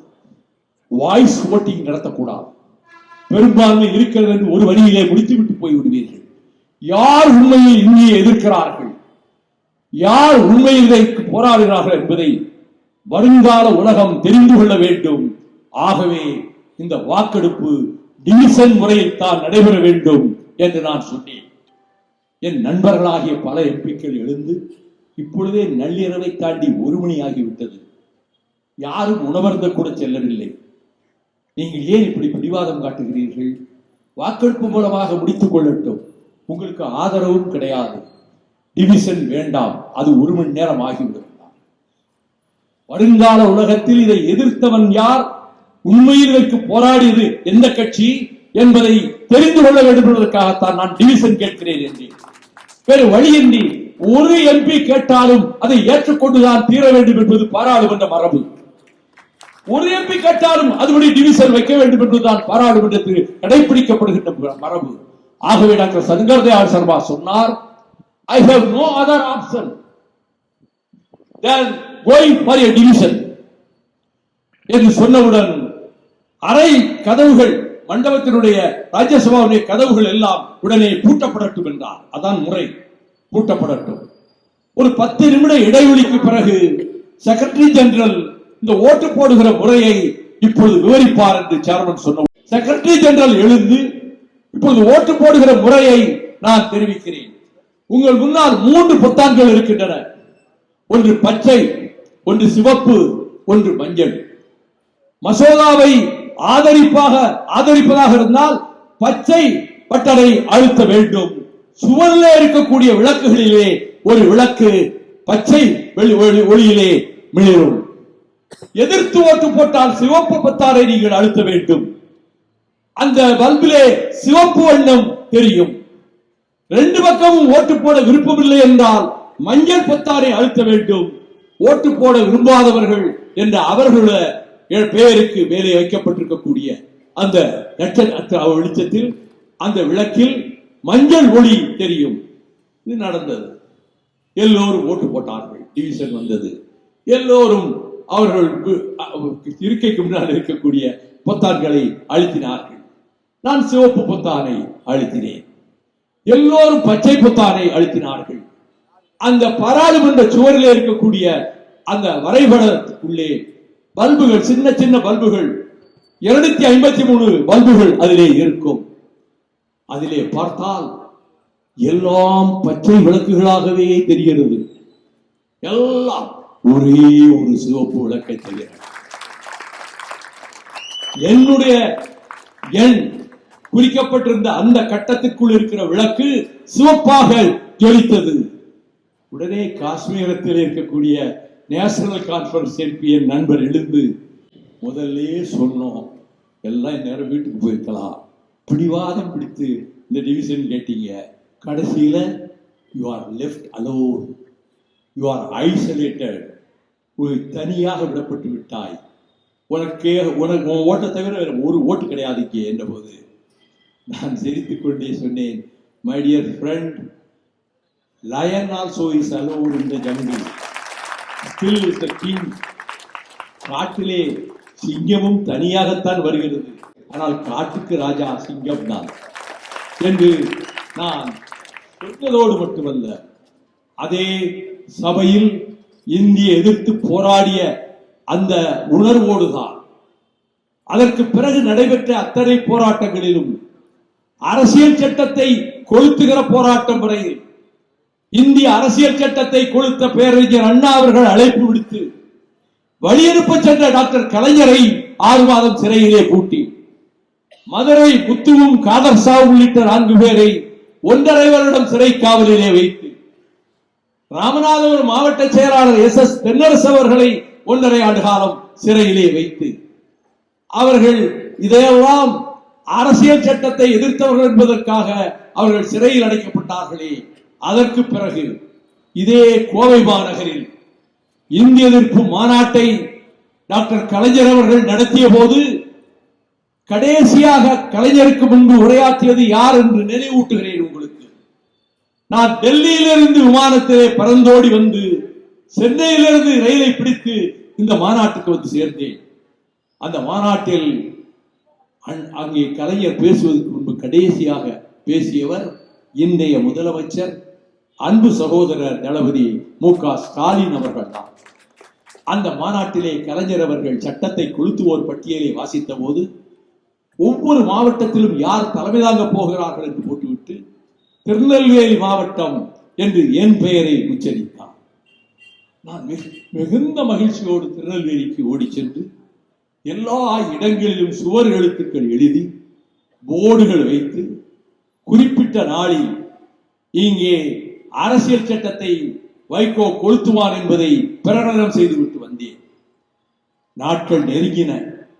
இன்னும் 4 நாட்கள் தான் இருக்கிறது, 3 நாட்கள் தான் இருக்கிறது. நான் அன்பகத்துக்கு சென்றேன். அப்பொழுது அன்பகத்துக்கு மாற்றப்பட்டு விட்டது திமுக தலைமை நிலையம். அப்பொழுது அண்ணன் நீலநாராயணன், அண்ணா இருந்த காலத்தில் மாவட்ட செயலாளராக இருந்த நீலநாராயணன் என்னை தனியாக அழைத்து இன்றைக்கு முரசொலி படித்தீர்களா என்று கேட்டார். இல்லை, பார்க்கவில்லை என்றேன். ஒவ்வொரு மாவட்டத்திலும் சட்டத்தை கொளுத்துவர்களுக்கு தலைமை தாங்குவர்கள் பெயர்கள் வெளியிடப்பட்டிருக்கின்றன. திருநெல்வேலி மாவட்டத்தில் இடம்பெற்றிருந்த உங்கள் பெயர் நீக்கப்பட்டு விட்டது. எனக்கு என்ன காரணம் என்று தெரியாது, உங்களுக்கு தெரிய வேண்டும் என்பதற்காக ரகசியமாக இதை சொல்லுகிறேன் என்றார். இவ்வளவு பெரிய தாக்குதலா? ஊரெல்லாம் எழுதி போட்டிருக்கிறார்கள், போர்டு வைத்திருக்கிறார்கள், அரசியல் சட்டத்தை நான் எரிக்கப் போகிறேன் என்று. இப்பொழுது ஏன் என் பெயரை எடுத்து விட்டார்கள் தெரியவில்லை என்கிற போது கலைஞர் வீட்டுக்கு புறப்பட்டு விட்டார் ஆலிவரோடு. அவர் முன்னிருக்கையில் அமர்ந்திருக்க, பின்னிருக்கையில் அண்ணன் முரசொலி மாறனும் நானும் அமர்ந்திருந்தோம்.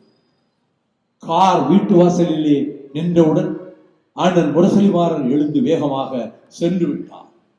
நான் காரை விட்டு இறங்கி மாடி படிகளிலே கலைஞர் காலெடுத்து வைப்பதற்கு முன்பாக குறுக்கே போய் நின்று கொண்டு, அண்ணே 2 நிமிஷம் என்னை பேச விடுங்க. என்ன என்ன என்ன என்ன ஏன் என் பெயரை எடுத்தீர்கள்? ஒரு சொல்லியில் அரசியல் சட்டத்தை கொளுத்துவேன் என்று ஊரெல்லாம் தம்பட்டம் அடித்துக் கொண்டிருக்கிறேன் தம்பிமார்கள். நாளைக்கு தெருவிலே நின்று கொண்டு மைக்கிலே புலியவன், ஒலிபெருக்கிலே புலியாக பாய்வான், சிங்கமாக கர்ஜிப்பான், ஆபத்து வந்து விட்டால் ஓடி போய் விடுவான் என்று என்னை கேலி செய்ய மாட்டார்களா? அதை கேட்டுக்கொண்டிருக்கின்ற திமுக தொண்டன் அந்த டீ கடை வாசலிலே தலைகவிழ்ந்து நிற்பானே, இதற்கு ஏன் இடம் கொடுத்தீர்கள்? நான் அரசியல் சட்டத்தை கொளுத்துவதென்று அறிவித்து விட்டு ஊரெல்லாம் விளம்பரம் செய்துவிட்டு அதை கொளுத்தாமல் போறார்.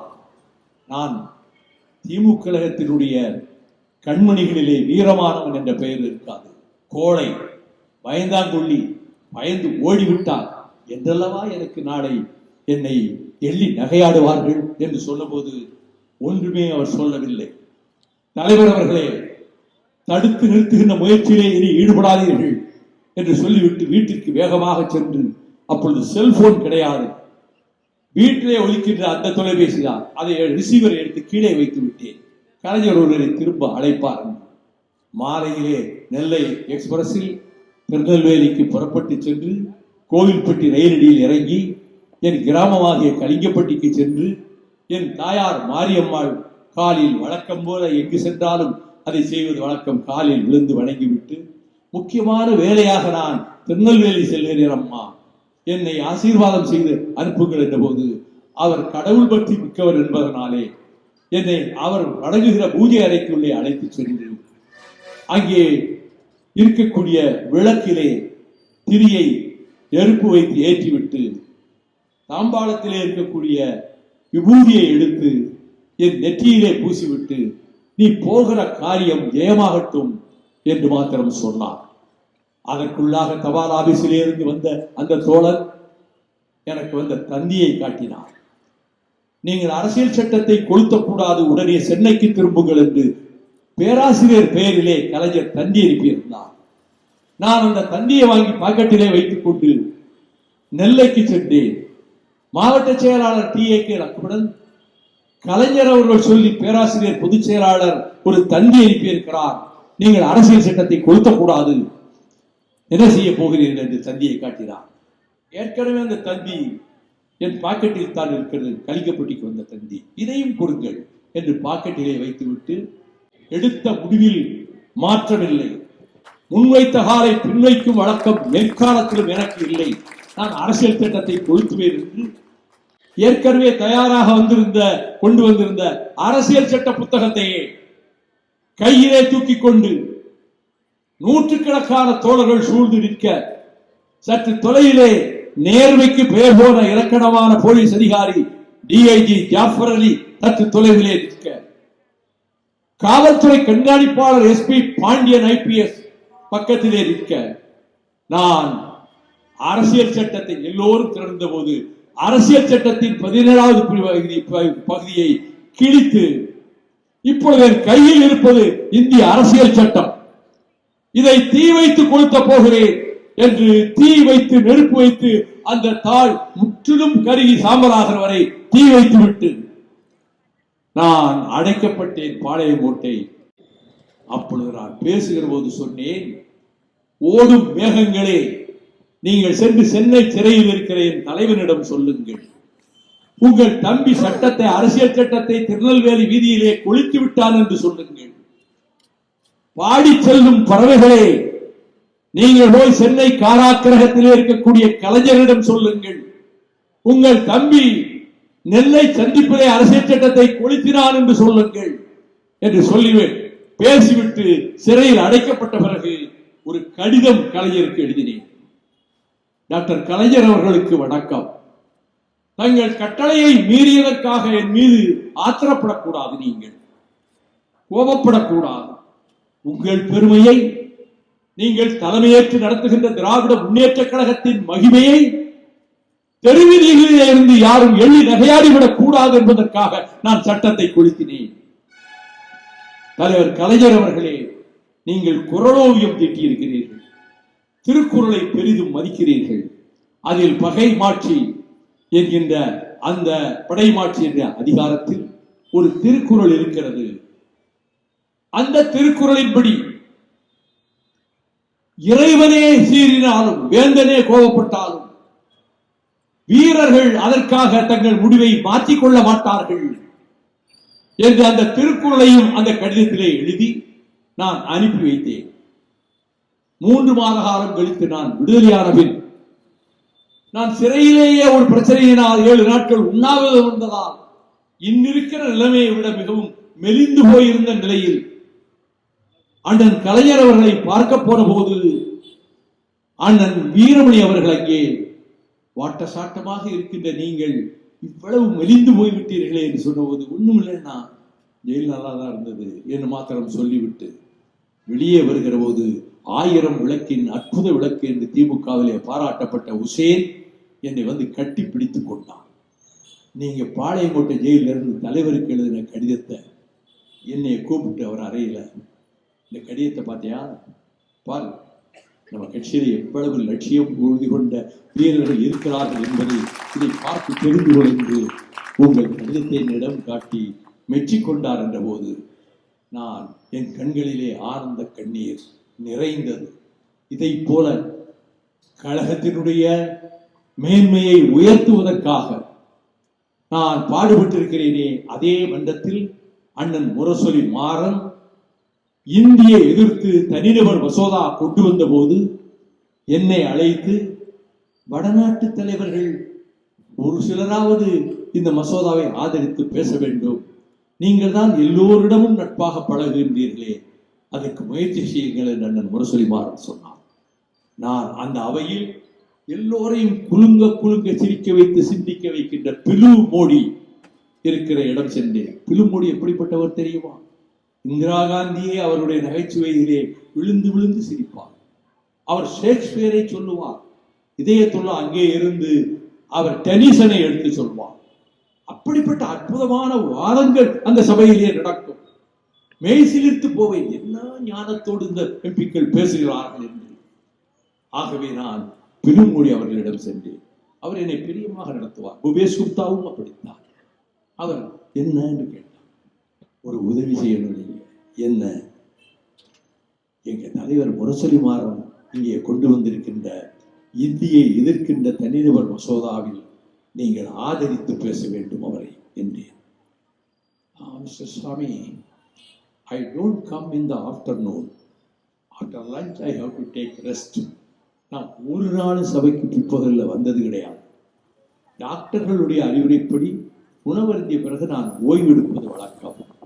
நான் வர முடியாது என்றார். நான் சொன்னேன், வடநாட்டிலே இருக்கிறவர்கள் எல்லோரும் இந்தி வெறியர்கள் என்றுதான் எங்கள் தமிழ்நாட்டிலே நினைக்கிறார்கள். அது மாற்றப்பட வேண்டாமா? நீங்கள் இந்தியை உண்மையில் ஆதரிக்கிறீர்களா? நோ நோ நெவர் என்றார். நீங்கள் ஆதரிக்கவில்லை. அது எப்படி தெரியும் ஊருக்கு? வடநாட்டு தலைவர்களும் இதை எதிர்க்கிறார்கள் என்பது நீங்கள் பேசினால் தான் தெரியும். நீங்கள் பேசினால் தமிழ்நாட்டிலே பதிவாகும். வடபுலத்திலும் இதை எதிர்க்கின்றவர்கள் இருக்கிறார்கள் என்ற பெயரும் புகழும் வரும். கொஞ்ச நேரம் யோசித்தார். Yes, I will oblige. நாளைக்கு மறுநாள் வெள்ளிக்கிழமை தானே வருது பிரைவேட் மெம்பர் பில். ஆமா, நான் வருகிறேன் என்று சொன்னார். நான் வந்து அண்ணன் மாறனிடம் சொன்னேன். அவர் நம்பவே முடியவில்லை. அவர் ஒரு நாள் வரமாட்டாரே. இல்லைன்னா நீங்க கொண்டு வந்த மசோதாவில் அவர் ஆதரித்து பேசணும்னு சொன்னேன். இல்லைன்னா வடநாட்டுக்காரர்கள் எல்லோரும் இந்தி வெறியர்கள் என்றுதான் நீங்கள் தமிழ்நாட்டிலே நினைப்பார்கள் என்று சொன்னேன். வருகிறேன் என்று சொல்லிவிட்டார். அதே போல குறிப்பிட்ட வெள்ளிக்கிழமை என்று 2:30 மணிக்கெல்லாம் சபை கூடுவதற்கு 5 நிமிடத்துக்கு முன்னால் தன்னுடைய இருக்கையிலே வந்து அமர்ந்தார். அவர் எப்படி சிரிக்க வைப்பார் தெரியுமா? ஒரு நாள், அதாவது அவருடைய இருக்கையிலிருந்து காங்கிரஸ் கட்சி எம்பிக்கள் வழியாக ஊடுருவி அந்த வாசலுக்கு சென்று வெளியே போய் விடுவார் வழக்கமாக. அன்றைக்கு அப்படி செல்லுகிற போது ஒரு எம்பி எழுந்து, இந்த சபையினுடைய மரபு என்ன சொல்கிறது என்றால், யாரும் முதுகை காட்டக்கூடாது தலைவருக்கு என்று இங்கே சபையிலே மரபு இருக்கிறது. பிலு மோடி அதை மீறுகிறார். அவர் முதுகை காட்டியவாறு வாசலை நோக்கி செல்கிறார் என்றவுடன் மோடி எழுந்தார். இந்திரா காந்தி உட்கார்ந்து இருக்கிறாங்க. மோடி எழுந்தார். Mister chairman, I don't have either back or front, I am round என்று சொன்னார். எனக்கு முன்பக்கமும் கிடையாது பின்பக்கமும் கிடையாது, நான் ரவுண்டா பந்து போல சுற்றி இருப்பவன் என்று. இந்திரா காந்தி உட்பட எல்லோரும் சிரித்தார்கள். அப்படிப்பட்ட பிலு மோடி அவர்களை பார்த்து சபை தலைவர் துணைத் தலைவர் வந்து உட்கார்ந்து இடது பக்கம் பார்த்துவிட்டு, what a surprise mister Modiji, you are sitting here, never happened in this house. பிற்பகல்ல ஒரு நாள் இந்த சபைக்கு வந்ததில்லை, இன்னைக்கு இங்க வந்து உட்கார்ந்து இருக்கீங்களே, என்ன காரணம் என்றார்.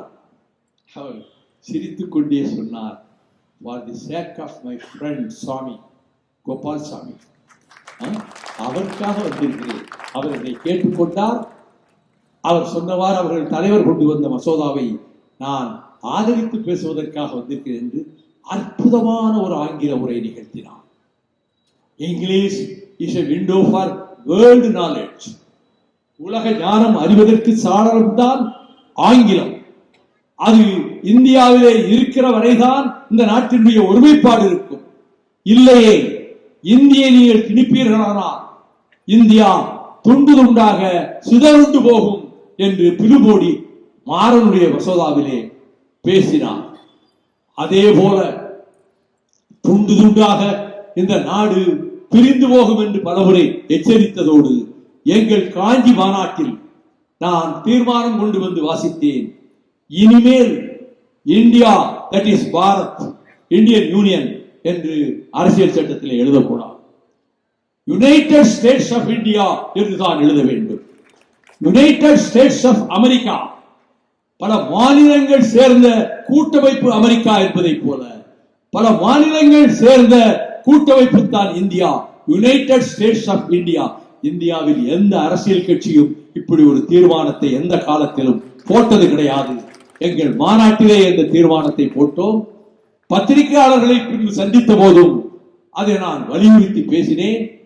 இதையெல்லாம் மீறி நீங்கள் இந்தி சமஸ்கிருதத்தை திணிப்பீர்களானால், இந்துத்துவ கோட்பாடுகளை திணிப்பீர்களானால், I do warn you the union government. நான் சூலூர் மேடையில் இருந்தவாறு எச்சரிக்கிறேன். இந்த உபகண்டம் இது பேரறிஞர் அண்ணா சொன்னதை போல, it is not a country, this is a subcontinent. இது ஒரு உபகண்டம் consisting of so many nationalities, பல தேசிய இனங்களை கொண்ட உபகண்டம் தான் இந்த இந்தியா என்று தன் கன்னி பேச்சிலே மேடன் ஸ்பீச்சிலே அறிஞர் அண்ணா அவர்கள் 1963 ஏப்ரல் மாதம் ராஜ்யசபையிலே முதல் பேராகிராஃபை தான் அவர் பேச்சை தொடங்கும் போது பேசிவிட்டு அடுத்து சொல்லுகிறார், therefore we want right of self determination, சுய நிர்ணய உரிமை எங்களுக்கு வேண்டும். இதை பல பேர் அண்ணா கொள்கையை விட்டு விட்டார். அங்க பார்லிமெண்ட்டுக்கு போன உடனே இந்த திராவிட நாட்டை மறந்து விட்டு வேறு எதையோ பேசிவிட்டு வந்து விட்டார் என்றார்கள். அந்த கன்னி பேச்சை நான் மீண்டும் எடுத்து கடைசியாக இப்பொழுது விடைபெற்று வந்தேனே, என் பதவிக்காலம் முடிந்து அங்கே இருக்கிற எம்பிக்களின் தலைவர்கள் விடைபெற்று ஓய்வு பெற்று செல்கிறவர்களை வாழ்த்தி பேசி அதற்கு நன்றி தெரிவிப்பதற்காக எனக்கு வாய்ப்பு கொடுத்த போது நான் எழுந்து நின்று அண்ணா என்ன பேசினாரோ அதை அப்படியே மேற்கோள் காட்டி, இந்த உபகண்டம் துண்டு துண்டாக தனித்தனி தேசிய இனங்களாக பிரிந்து போகும் ஆபத்து இருக்கிறது என்றவுடன் ஒரு எம்பி எந்திரிச்சு only one nationality, Indian nationality என்றார். This consists of so many nationalities. நான் மீண்டும் சொன்னேன், மௌரிய சாம்ராஜ்யம் இருந்ததே, உங்கள் இந்தியா இருந்ததா? எங்கள் தென்னாடு உங்கள் நகார்களுக்குள் இருந்ததா?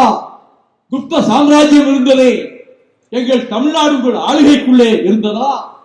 கனிஷ்கரின் ஆட்சி இருந்ததே, ஹர்ஷவர்தன் ஆட்சி இருந்ததே, என்றைக்காவது உங்கள் வடநாட்டு படைகள் எங்கள் செந்தமிழ் நாட்டு பூமியிலே காலெடுத்து வைத்ததுண்டா? எங்கள் மன்னர்கள் கடல் கடந்து சென்றார்கள், கீழ்த்திசை நாடுகளை வென்றார்கள் என்று சொல்லிவிட்டு ராஜராஜ சோழன் கங்கையை கடந்தான், இமயத்திலே புலிக்கொடி பறித்தான்.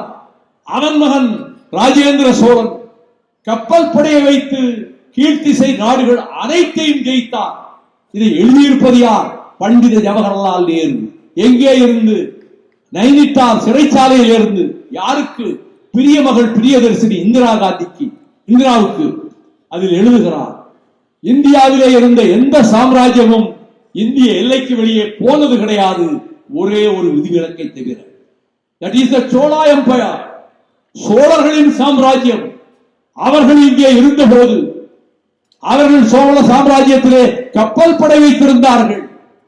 அந்த கப்பல்களில் போர் யானைகளை ஏற்றிச் செல்லக்கூடிய அளவுக்கு அந்த கப்பல் தாங்குகின்ற அந்த வலிமையை அந்த நிபுணர்கள் கப்பல்களை உருவாக்கும் போதே ஏற்படுத்தி இருந்தார்கள். ராஜேந்திர சோழன் எல்லா நாடுகளையும் கீழ்த்திசை நாடுகளை ஜெயித்தான், புலிக்கொடியை பறக்க விட்டான்.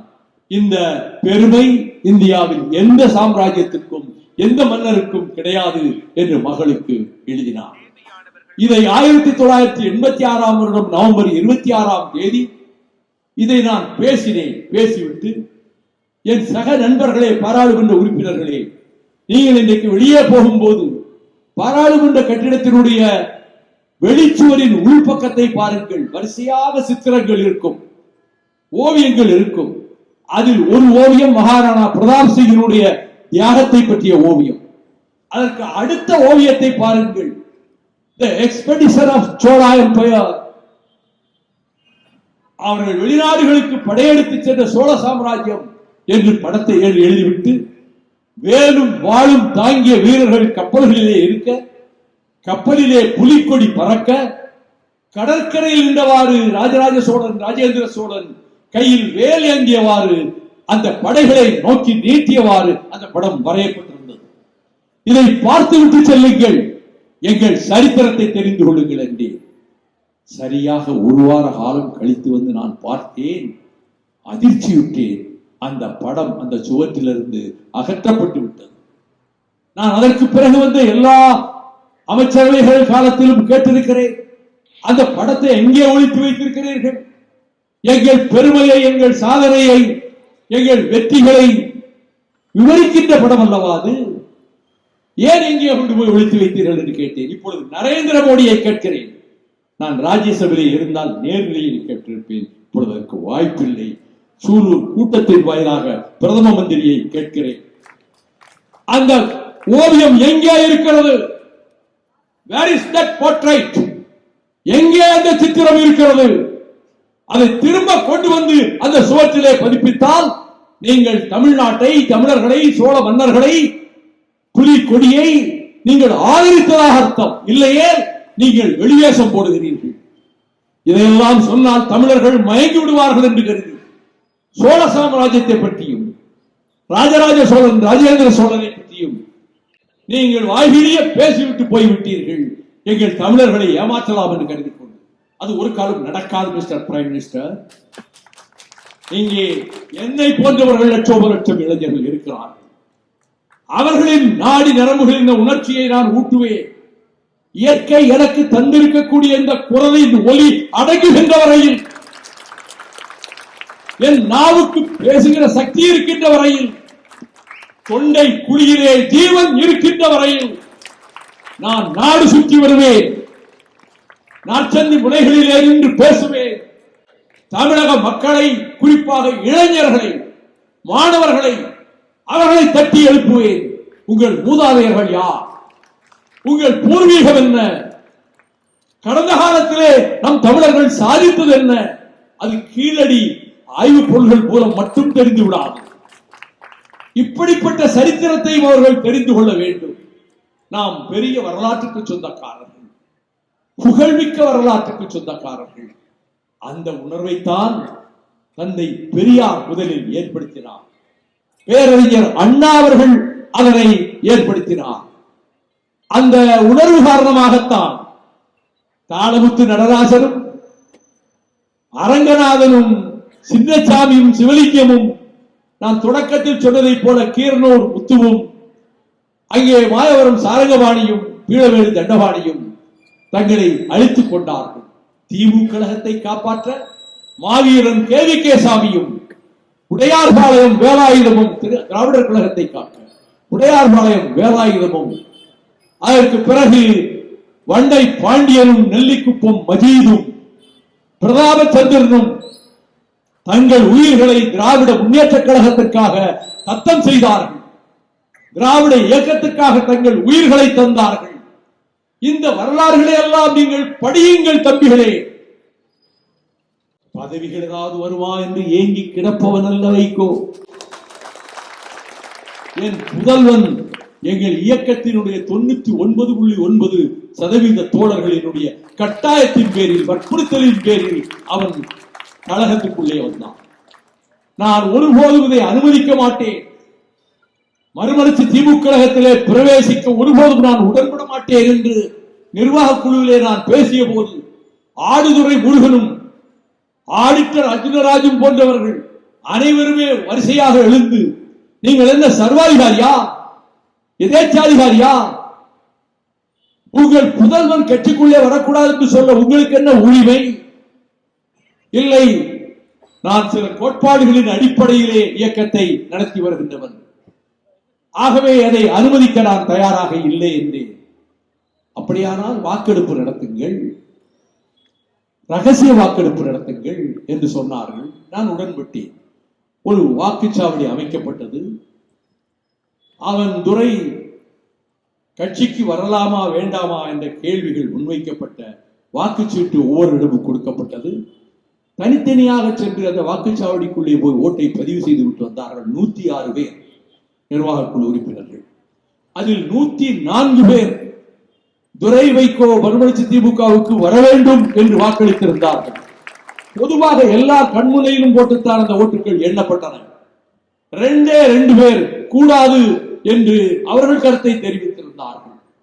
இந்த அடிப்படையில் தான் அவன் இயக்கத்துக்குள்ளே வந்தாரே தவிர அதை ஒரு சொல்கிறாரா, முன்கூட்டியே இவர் சொல்லி வைத்து விட்டார். இப்படிதான் ஓட்டு போடணும்னு. அழுகி போகும் அவனால் எழுதுகிற கை விரல்கள் அழுகி போகும். சத்தியத்தின் பக்கம் நிற்பவன் தான், உண்மையின் பக்கம் நிற்பவன் தான். ஆகவே அத முடிவுக்கு பிறகு அவன் அரசியல் கட்சிக்கு வர வேண்டும் என்று இவர்கள் தீர்மானித்த அந்த காலகட்டத்தில் நான் தன்னிச்சையாக நான் முடிவெடுக்கவில்லை. இந்த முடிவு திணிக்கப்பட்டது. அந்த அடிப்படையில் இப்பொழுது மந்திரி பதவிக்காக போய் மனு போடுகிறான், பிரதமரை சந்திக்கிறான், மறுமலர்ச்சி திமுக அமைச்சரவையிலே சேர துடிக்கிறது என்று என் மீது மிகுந்த அன்பும் அளவற்ற மரியாதையும் வைத்திருக்கிற பத்திரிகைகள் 8 காலம் போடுகின்றன. ரொம்ப வாழ்க பத்திரிகா தர்மம், வாழ்க அவர்களுடைய பத்திரிகைகள். நான் இதற்காகத்தான் கூட்டணி மாறப்போகிறேன், கூட்டணி மாறப்போகிறது மதிமுக. இது ஒரு நாள் செய்தி. பிரதமரை சந்தித்ததே அமைச்சர் பதவி வாங்குவதற்காக. நான் சொல்லுகிறேன், விஸ்வநாத் பிரதாப் சிங் என்னிடம் பேசியது உண்டு, என்னுடைய கேபினெட்டிலே உங்களை சேர்த்துக் கொள்ள ஆசைப்படுகிறேன் என்று. அந்த ஆசையை விட்டுவிடுங்கள் தலைவர் அவர்களே. திமுக எடுக்கிற முடிவுதான் முடிவு. என்னையே பிரேரித்தாலும் நான் ஒருபோதும் அமைச்சராக ஒப்புக்கொள்ள மாட்டேன் என்று சொல்லி 98லும் 99லும் அடல் பிஹாரி வாஜ்பாய் பிரதமரான போது என்னுடைய அமைச்சரவையிலே நீங்கள் சேர்ந்தால் என்னுடைய கேபினெட் பலம் வாய்ந்ததாக இருக்கும். You will be a pillar of strength to me என்று வாஜ்பாய் சொன்னபோது அவர் வீட்டுக்குள்ளே அத்வானியும் இருக்கிறார். நான் சொன்னேன் அவரிடம், ஒரு காலம் அமைச்சர் பதவியை நான் ஏற்க மாட்டேன். Even otherwise, I will be a pillar of strength to your government on the floor of the parliament. இல்லாவிட்டாலும் கூட உங்களுக்கு பக்கத்துணையாக வைரத்தூணாக வைகோ நிற்பார் என்று சொல்லியதும், அவர் ஈரோடு மாநாட்டிலே, உங்கள் கொங்கு மண்டலத்திலே நடைபெற்ற மாநாட்டில் உள்துறை அமைச்சர் லால்கிருஷ்ணன் அத்வானி பேசும்போது, Vaiko is a rare peculiar specimen, அவர் ஒரு வித்தியாசமான ஒரு ஆள். நானும் வாஜ்பாயும் எவ்வளவோ சொன்னோம், நீங்கள் கேபினட் மந்திரியாக வேண்டும் என்று. ஒரேடியாக நிராகரித்து விட்டார். ஒருபோதும் நான் மந்திரி ஆக மாட்டேன் என்று என் சகாக்கள் 2 பேருக்கு மந்திரி கொடுங்கள், பதவி கொடுங்கள் என்று கண்ணப்பனுக்கும் செஞ்சி ராமச்சந்திரனுக்கும் அமைச்சர் பதவியை பெற்றுக் கொடுத்தவன் இந்த வைகோ என்பதை நாடு நன்றாக அறியும். அப்படிப்பட்ட நானா கூட்டணி மாறப்போகிறேன்? 8 வருடங்களுக்கு முன்னால் தீர்மானமாக ஒரு முடிவெடுத்து திராவிட இயக்கத்தை தகர்ப்பதற்கு பல சக்திகள் முனைகின்றன. திராவிட இயக்கத்தை காப்பது நம்முடைய கடமை என்று முடிவெடுத்து நிர்வாக குழுவிலே கலந்து பேசி எல்லோரிடமும் 1.5 மணி நேரம் நான் விளக்கம் தந்து நாம் திராவிட முன்னேற்ற கழகத்தின் தலைமையிலான அணியில் போய் சேர்ந்து விடும். திமுக கழகம் பலமான கட்சி, கோடிக்கணக்கான உறுப்பினர்களை கொண்ட கட்சி, சல்லிவேர் வரை ஊரெங்கும் பரவி இருக்கிற கட்சி. அதை சிதைப்பதற்கு முனைகிறார்கள் வடநாட்டில் இருந்து வந்து. அதை நாம் அனுமதிக்க கூடாது. நம்முடைய கட்சிக்கு அந்த அளவுக்கு வாக்கு வங்கி கிடையாது, அந்த அளவுக்கு கட்சி பலம் கிடையாது.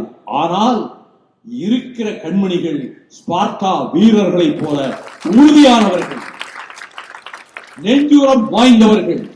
அப்படிப்பட்ட நம்முடைய இயக்கம், நம்முடைய பலத்தையும் சேர்த்து கொடுப்போம், நம்முடைய சக்தியையும் சேர்த்து திமுகவுக்கு தருவோம். அது நம்முடைய இறுதியான உறுதியான முடிவு என்று அறிவித்து, இதே கோயம்புத்தூர் விமான நிலையத்தில் இன்றைய முதலமைச்சர் வருகிற போது என் சகோதரர்கள் இங்கே இருப்பவர்கள் எல்லாம் பார்க்க நான் அந்த விமான நிலையத்துக்குள்ளே காத்திருந்து இன்றைய முதல்வர் தளபதி ஸ்டாலின் அவர்களிடத்தில் நாங்கள் ஒரு முடிவெடுத்து விட்டோம், திமுக கழகத்தோடு கரம் கோர்ப்பது என்று நான் சொல்ல, அதை போய் அப்பொழுது பேசினால் செவிகள் கேட்கும், மனம் புரிந்து கொள்ளும் அந்த நிலையில் இருந்த கலைஞர் அவர்களிடம் அவர் போய் சொல்ல, அதற்கு பிறகு ஒரு நாள் அவருடைய நீண்ட நாள் வாழமாட்டார் உயிரோடு என்ற போது நான் பார்க்க சென்றேன். தளபதி ஸ்டாலினும் நான் மாத்திரம் அந்த கோபாலபுரம் வீட்டில் அந்த படிக்கட்டுகளிலே ஏறி அவர் படுத்திருந்த அறைக்குள்ளே சென்றோம். படுத்திருந்த அவரிடம் ஸ்டாலின் அவர்கள் அவர் தோளை தட்டி, அப்பா வைகோ வந்திருக்கார்ப்பா என்று சொன்னார்.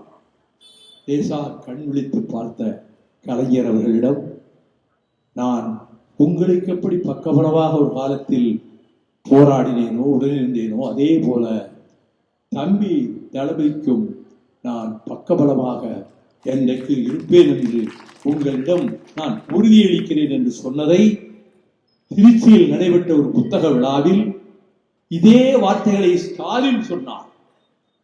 நான் சொன்னால் வேண்டும் என்று சொல்வதாக அவர் சொன்னார்.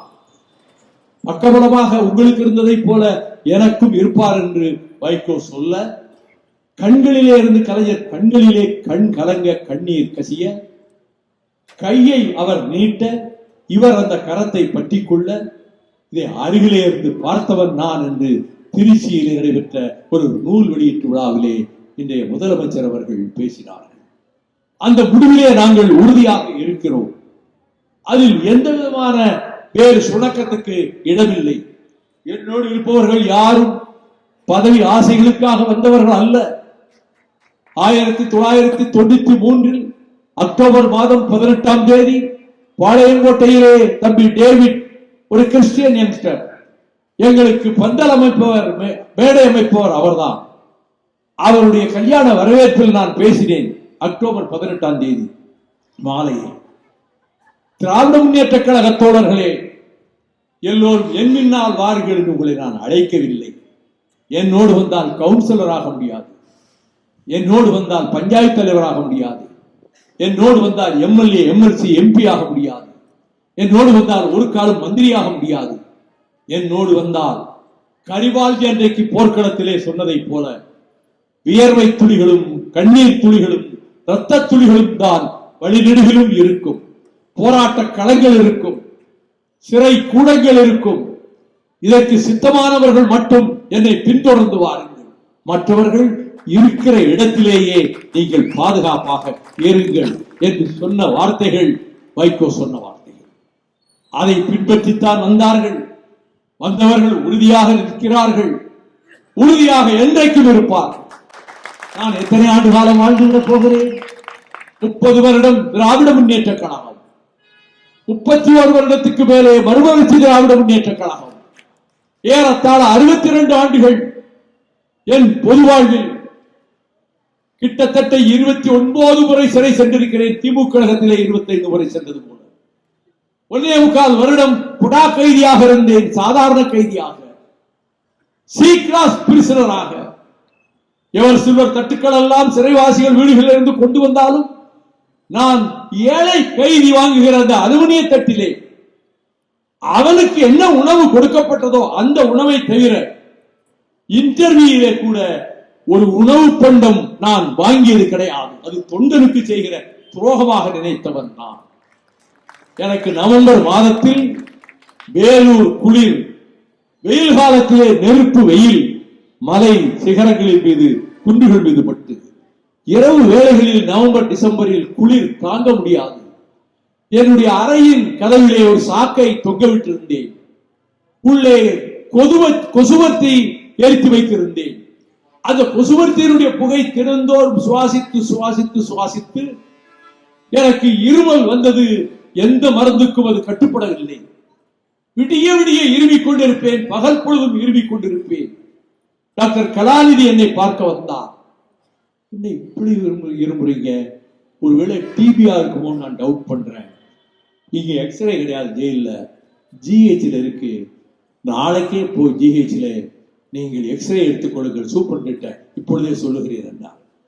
நான் டாக்டர் கலாநிதியிடம் சொன்னேன், சூப்பர்டென்ட் அனுமதிச்சால் நாம் ஜெயிலை விட்டு போக மாட்டேன், நான் போய் எக்ஸ்ரே எடுக்க மாட்டேன். ஏன்? ஒருவேளை எக்ஸ்ரே டிபி நோய்க்கான அறிகுறிகள் இருக்கின்றது என்று ரிப்போர்ட் ஒருவேளை வந்துவிட்டால் என்னை கேட்காமலே என் சகோதரர்கள் ஹைகோர்ட்டும் சுப்ரீம் கோர்ட்டும் எனக்கு ஜாமீன் மனு போடுவார்கள். ஜாமீனும் கோர்ட் கொடுக்கக்கூடும். அப்பொழுது சொல்வார்கள், வீதிகளிலே இருந்து இவன் சிறைக்கு தாக்கு பிடிக்க முடியவில்லை, அதனால் இருமல் என்று ஒரு நாடகம் போட்டு ஆஸ்பத்திரியிலே போய் டாக்டர்களை சரி கட்டி ஒரு எக்ஸ்ரே ரிப்போர்ட்டை வாங்கி கோர்ட்டுக்கு அணுக சொல்லி ஜாமீன் வாங்கி ஜெயிலை விட்டு ஓடிவிட்டான் என்று சொல்வார். ஆகவே நான் ஒருபோதும் சிறையை விட்டு வெளியே வர மாட்டேன் என்றேன். என் சகோதரர் டாக்டர் மாசிலாமணி, அவர் ஒரு மருத்துவர், எல்லா மருந்துகளும் பயனளிக்கவில்லை 2-2.5 மாசம். அவர் ஒரு ஸ்ட்ரிப் மெடிசின்ஸ் மாத்திரைகளை கொண்டு இது ஒரு வேளை கேட்கும், இதை சாப்பிடுகிற ஒரு நாளைக்கு 3 வேளை என்றார். சாப்பிட்டேன். 5வது நாளே என் இருமல் என்னை விட்டு அகன்றது. நான் ஏன் இதைக்காக சொல்லுகிறேன்? என் சகாக்கள், என் சகோதரர்கள், என் தோழர்கள், என் கண்மணிகள் எங்கேயும் தலைகை உள்வதற்கு ஒரு காலம் வைகோ காரணமாக. எவ்வளவு காலம் வாழப்போகிறோம்? வாழ்க்கையினுடைய பெரும்பகுதி ஓடி மறைந்து விட்டது. 81 வயது கடந்து விட்டது. இன்னும் சில ஆண்டுகள் இயற்கை அன்னை எவ்வளவு காலத்துக்கு என்னை வாழ அனுமதிக்கிறாளோ அவ்வளவு காலத்துக்கு வாழ்வேன். செந்தமிழ் நாட்டுக்காக, செந்தமிழ் மொழிக்காக, ஈழ தமிழர்களுக்காக, ஒடுக்கப்பட்ட மக்களுக்காக, நமக்காக பேச நாடாளுமன்றத்திலே ஒரு பிரதிநிதி இல்லையே என்று ஏங்குகிற நாங்கள் அனாதைகளா என்று தவிக்கின்ற நாதியற்ற மக்களுக்காக குரல் ஒலித்துக் கொண்டே இருக்கும். அது நாடாளுமன்றத்திலே ஒலிக்க முடியாமல் போனாலும் மக்கள் மன்றத்திலே இப்படிப்பட்ட சூலூர் வீதிகளிலே அது ஒலிக்கும். அந்த சக்தியை இயற்கை எனக்கு கொடுத்திருக்கிறது. அதை பயன்படுத்துவேன். எனக்காக அல்ல, என் குடும்பத்துக்காக அல்ல, மதுவை ஒழிப்பதற்காக. என் தாயார் சொல்லி சொல்லி கேட்காமல் உண்ணாவிரதம் இருந்து அதன் காரணமாகவே இன்னும் 5 ஆண்டு காலம் உயிர் வாழ வேண்டிய என் தன்னை மாரியம்மாள் செத்து போனார். என்னுடைய தம்பி வை ரவிச்சந்திரன் 37 புலிகளை, விடுதலை புலிகளை, காயமுற்ற புலிகளை வீட்டிலே வைத்திருந்து அதிலே சில பேருக்கு கண்கள் தெரியாது, கைகள் கிடையாது, கால்கள் கிடையாது. ஒரு இளைஞனுக்கு 2 கண்ணும் தெரியாது, முழங்கைக்கு கீழே 2 கையும் கிடையாது, முழங்காலுக்கு கீழே 2 காலும் கிடையாது. இப்படி ஒரு உருவம். அந்த பிள்ளையை 2 கையாலும் தூக்கி கொண்டு போய் காலையிலே கழிப்பறையிலே உட்கார வைத்து அவனை சுத்தப்படுத்தி விட்டு பகல் பொழுதிலே டாக்டர்களை அழைத்துக் கொண்டு வந்தவர்களுக்கு சிகிச்சை கொடுத்து 3 வேளையும் தாயார் அறுசுவை உணவு என் தாயார் சமைப்பது அந்த பிள்ளைகளுக்கு போட்டுவிட்டு கடைசி 6 மாதம் வாடகை வீட்டிலே பாளையங்கோட்டைக்கு பக்கத்திலே அவர்களை வைத்திருந்த போது 17 பேர் சுகமாகி போர்க்களத்துக்கே திரும்ப போய்விட்டார்கள். புலிகளின் போர்க்களத்துக்கு 20 பேர் வீட்டில் இருந்தார்கள். டிஎஸ்பி பலவேசம் ஓய்வு பெற்று விட்டார். இப்பொழுது அவர் வீட்டுக்கு வந்து, தம்பி, நாளை ராத்திரிக்குள்ள உங்க வீடு ரெய்டாக போகிறது, ஆயுதங்கள் ஏதாவது இருந்தால் அதை அப்புறப்படுத்தி விடுங்க சொல்ல. ஒரு ஆயுதம் கிடையாதுன்னு அவங்க கட்டி இருக்கிற விஷக்குப்பி ஒண்ணுதான் கழுத்துல தொங்குது, வேற ஆயுதம் கிடையாது. மறுநாள் அவன் தன் துணைவியாரையும் மற்றவர்களையும் ஊருக்கு அனுப்பிவிட்டு அவன் மாத்திரம் அவர்களோடு இருந்தான். போலீசார் வந்து அவனையும் சேர்த்து கைது செய்து கொண்டு போனார்கள் 21 பேராக. மன்றத்திலே நிறுத்தப்பட்ட போது ஜட்ஜி கேட்டார், தடை செய்யப்பட்ட ஒரு இயக்கம், இப்பொழுது விடுதலை புலிகளை நீங்கள் வீட்டிலே வைத்திருந்தது குற்றம் தானே என்று கேட்டார். அவன் தயங்காமல் சொன்னான், உங்கள் சட்டப்படி அது குற்றமாக இருக்கலாம், என் மனச்சாட்சியின்படி அது மனிதாபிமான கடமை, அதில் தவறு ஏதும் கிடையாது என்று பதில் சொன்னான். இது பத்திரிகைகளிலே வெளிவந்தது. சோழ மண்டலத்தின் திமுக சேனாதிபதி சேலம் சிறையிலே என்னோடு இருந்த அண்ணன் கோசி மணி அண்ணா அறிவாலயத்தினுடைய தாழ்வாரத்திலே என்னை பார்த்து இங்க வா என்று சொல்லி, நீ வானலாக பேசி எழுதி ஜெயிலுக்கு போய் ஊர் ஊராக போய் திமுக மேடையில பேசி நல்ல பெயர்லாம் வாங்கியிருந்த, உனக்கு நல்ல பெயரும் புகழும் கிடைத்து நினைச்சிட்டு இருக்கியா? உன் தம்பி ரவிச்சந்திரன் உன்னை தூக்கி எரிஞ்சிட்டு அவன் உச்சத்துக்கு போய் விட்டான் என்று அண்ணன் கோசி மணி அவர் சொன்னாரே. அவனை சிவகாசி நாடாளுமன்ற தொகுதியிலே நான் போட்டியிடவில்லை என்ற போது என் தம்பி வை ரவிச்சந்திரனை நான் வேட்பாளராக நிறுத்தினேனா? என்னை விட மனிதாபிமானம் மிக்கவர், என்னை விட நோய்வாய்ப்பட்ட மக்களின் மருத்துவமனைகளுக்கு போய் சாப்பிட்டு உதவி செய்யக்கூடிய பொது வாழ்க்கைக்கு ரொம்ப ரொம்ப பொருத்தமானவர். ஆனால் அவனை நான் அறிவிக்கவில்லையே, சிவகாசி எம்பி வேட்பாளர் என்று நான் அறிவிக்கவில்லையே. என் மனைவியினுடைய அண்ணன் ராமானுஜம் அவர்களினுடைய மூத்த புதல்வன் சரவண சுரேஷ் காவிரி பிரச்சனையை காப்பதற்காக தளபதி ஸ்டாலின் மேற்கொண்ட சுற்றுப்பயணத்தில் நான் கலந்து கொண்டு கடலூர் கூட்டத்திலே பேசிவிட்டு இரவிலே தஞ்சைக்கு சென்று வழக்கமாக தங்குகிற தமிழ்நாடு விடுதியிலே நான் தங்கியிருந்த போது 6 மணிக்கு எழுந்து தொலைக்காட்சியை நான் சுற்றிய போது தொலைக்காட்சியிலே ஒரு செய்தி ஓடிக்கொண்டிருந்தது. விருதுநகருக்கு பக்கத்தில் சூலக்கரை வீட்டில் சரவண சுரேஷ் என்ற இளைஞன் பெட்ரோலை ஊற்றி நெருப்பு வைத்துக் கொண்டு மரணப்படுக்கையில் உயிர் ஊசலாடுகிற நிலைமையிலே இருக்கிறார் என்ற அந்த செய்தி வந்தது. உடனே என் துணைவியாரிடம் தொலைபேசியிலே கேட்டேன், அலைபேசியிலே, ஆம், நம்ம சுரேஷ் அப்படி செய்து விட்டார் என்றார். ஒவ்வொரு தேர்தலிலும் எனக்கு பக்கபலமாக இருந்து எல்லா வேலைகளையும் செய்கிறவன், மேடைக்கு வரமாட்டான், புகைப்படத்துக்கு வரமாட்டான். அவன் ஏன் இப்படி தீக்குளித்தான்? அவன் அப்பாவிட சொல்லி இருக்கிறான், மாமாட்ட சொல்லாதீங்க, நான் செத்து போயிடுவேன், என்னை காப்பாற்ற முயற்சிக்காதீங்க, ஏன் இந்த முடிவெடுத்தான் என்று நான் விசாரித்தேன். அவன் 10 நாட்களாக தன் மனைவியிடம் புலம்பிக் கொண்டே இருந்திருக்கிறான். மாமா எவ்வளவோ தியாகம் செய்தாரு. இன்னைக்கும் முல்லை பெரியாருக்காக, நீட்டோனிக்காக, ஸ்டெர்லைட்டை எதிர்த்து, நெய்வேலிக்காக, பொது பிரச்சனைகளுக்காகவே போராடுறாரு. இதை பாராட்டாட்டாலும் பரவாயில்லை. அவர் எவ்வளவு இழிவுபடுத்தி பதிவுகள் போடுகிறார்கள், எவ்வளவு கேவலமான பதிவுகளை அவர் மாமா மீது போடுகிறார்கள், என்னால் தாங்க முடியலையே என்று வீட்டில் அழுதார். பதிவுகள் போட்ட நண்பர்களுக்கு மிக்க நன்றி. அவன் ஜீவன் பறிபோவதற்கு நீங்கள் தானே காரணம். அவன் மரணப்படுக்கையில் இருக்கிறான் என்று தஞ்சையிலிருந்து மதுரை அப்பல்லோ ஆஸ்பத்திரிக்கு விரைந்தேன். அவன் இருந்த அறைக்குள் சென்றபோது அவனுடைய பேச்சு நின்று விட்டிருந்தது, மூச்சு இழையோடி கொண்டிருந்தது. மறுநாள் அதுவும் நின்றது. அவன் உடலை தூக்கி கொண்டு பெருமாள்பட்டி மயானத்திலே வைத்து தகனம் செய்துவிட்டு நீட்டினோ எதிர்ப்பு நடைபயணத்தில் புலி வில் கயல் கொடியை தளபதி ஸ்டாலின் கையில் கொடுக்க நான் புறப்பட்டேனே, அந்த பயணத்தை தொடர்வதற்காக மீண்டும் நான் வந்து நீட்டினோ எதிர்ப்பு நடைபயணத்திலே நான் கலந்து கொண்டேன். என் குடும்பம் இதைவிட என்ன செய்ய வேண்டும்? என் குடும்பத்திலே ஒருவரை உயிரோடு பலி கொடுத்திருக்கிறேன். என் தாயும் என் தம்பியும் காயப்பட்ட விடுதலை புலிகளுக்காக என் வீட்டையே அவர்களினுடைய பாசறையாக ஆக்கிறார்கள். ஒரு வருடத்திற்குமே அவர்களை கொண்டு போய் கடைசியில் அவர்கள் கைதாகிற போது இவரும் சேர்ந்து கைது செய்யப்பட்டு பத்மநாபா கொலை வழக்கிலே தம்பி ரவிச்சந்திரன் குற்றவாளியாக குற்றம் சுமத்தப்பட்டு அவன் சென்னை சிறையிலும் பாளை சிறையிலும் ஒரு ஆண்டு காலம் இருந்தானே, சிறை தவம் இருந்தானே. அவனை நான் வேட்பாளராக நிறுத்தவில்லையே, அவனை இந்த பதவிக்கு நான் வரவில்லையே. இப்பொழுது இந்த சூழ்நிலை ஏற்பட்ட பிறகு என்னை வசைபாடுகிறவர்கள், என் மீது களங்கம் சுமத்துகிறவர்கள், கட்சிக்கு 4 ஆண்டு காலமாக மறைமுகமாகவே துரோகம் இழைத்தவர்கள், கட்சியை விட்டு வெளியே போறவர்கள், வெளியேற்றப்பட்டவர்களோடு தொடர்பு வைத்துக் கொண்டு அவர்கள் சொல்வதையெல்லாம் இவர் ஆலோசனையாக சொல்ல, எல்லா ஏடுகளுக்கும் தகவல் கொடுக்கின்ற வேலையும், இந்த கட்சியை எந்த விதமெல்லாம் களங்கப்படுத்த முடியுமோ அதற்கான வேலைகளையும் செய்தவர்கள் வாழ்க, எங்கிருந்தாலும் வாழ்க. என்னை விட்டு விலகி சென்றவர்களை பற்றி நான் ஒரு வார்த்தை எந்த மேடையிலாவது நான் பேசியிருப்பேனா?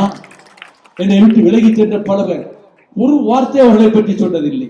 என்னோடு இருந்தவரை, என்னோடு பயணித்தவரை அவர்களுக்கு நன்றி.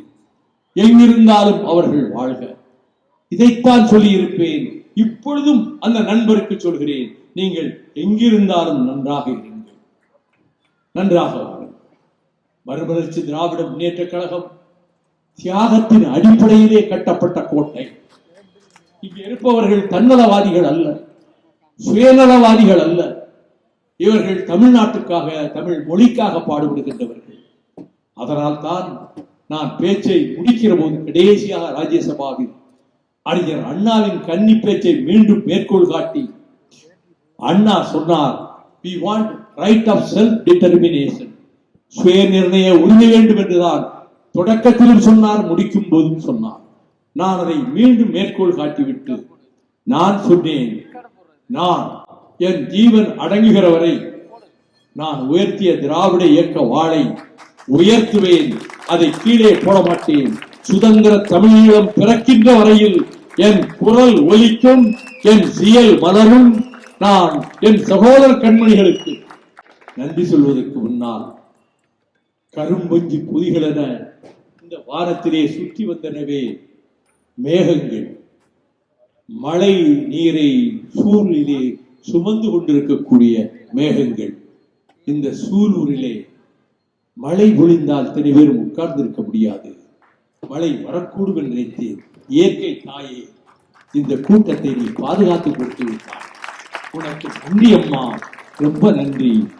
வாழ்க தந்தை பெரியார் புகழ், வாழ்க பேரறிஞர் அண்ணா புகழ், வாழ்க முத்தமிழ் அறிஞர் டாக்டர் கலைஞர் புகழ். வெல்க திராவிட இயக்கம், வெல்க திராவிட இயக்கம். இந்த அருமையான நிகழ்ச்சியை ஏற்பாடு செய்த தோழர்களுக்கும், இதுவரை இருந்த இடத்தை விட்டு அசையாமல் கச்சிலை போல் நின்று கொண்டும் அமர்ந்து கொண்டும் கேட்டுக்கொண்டிருந்த தமிழ் பெருமக்களாகிய உங்களுக்கும் என் நெஞ்சார்ந்த நன்றியை உங்களிடம் தெரிவித்து விடை பெறுகிறேன். வணக்கம்.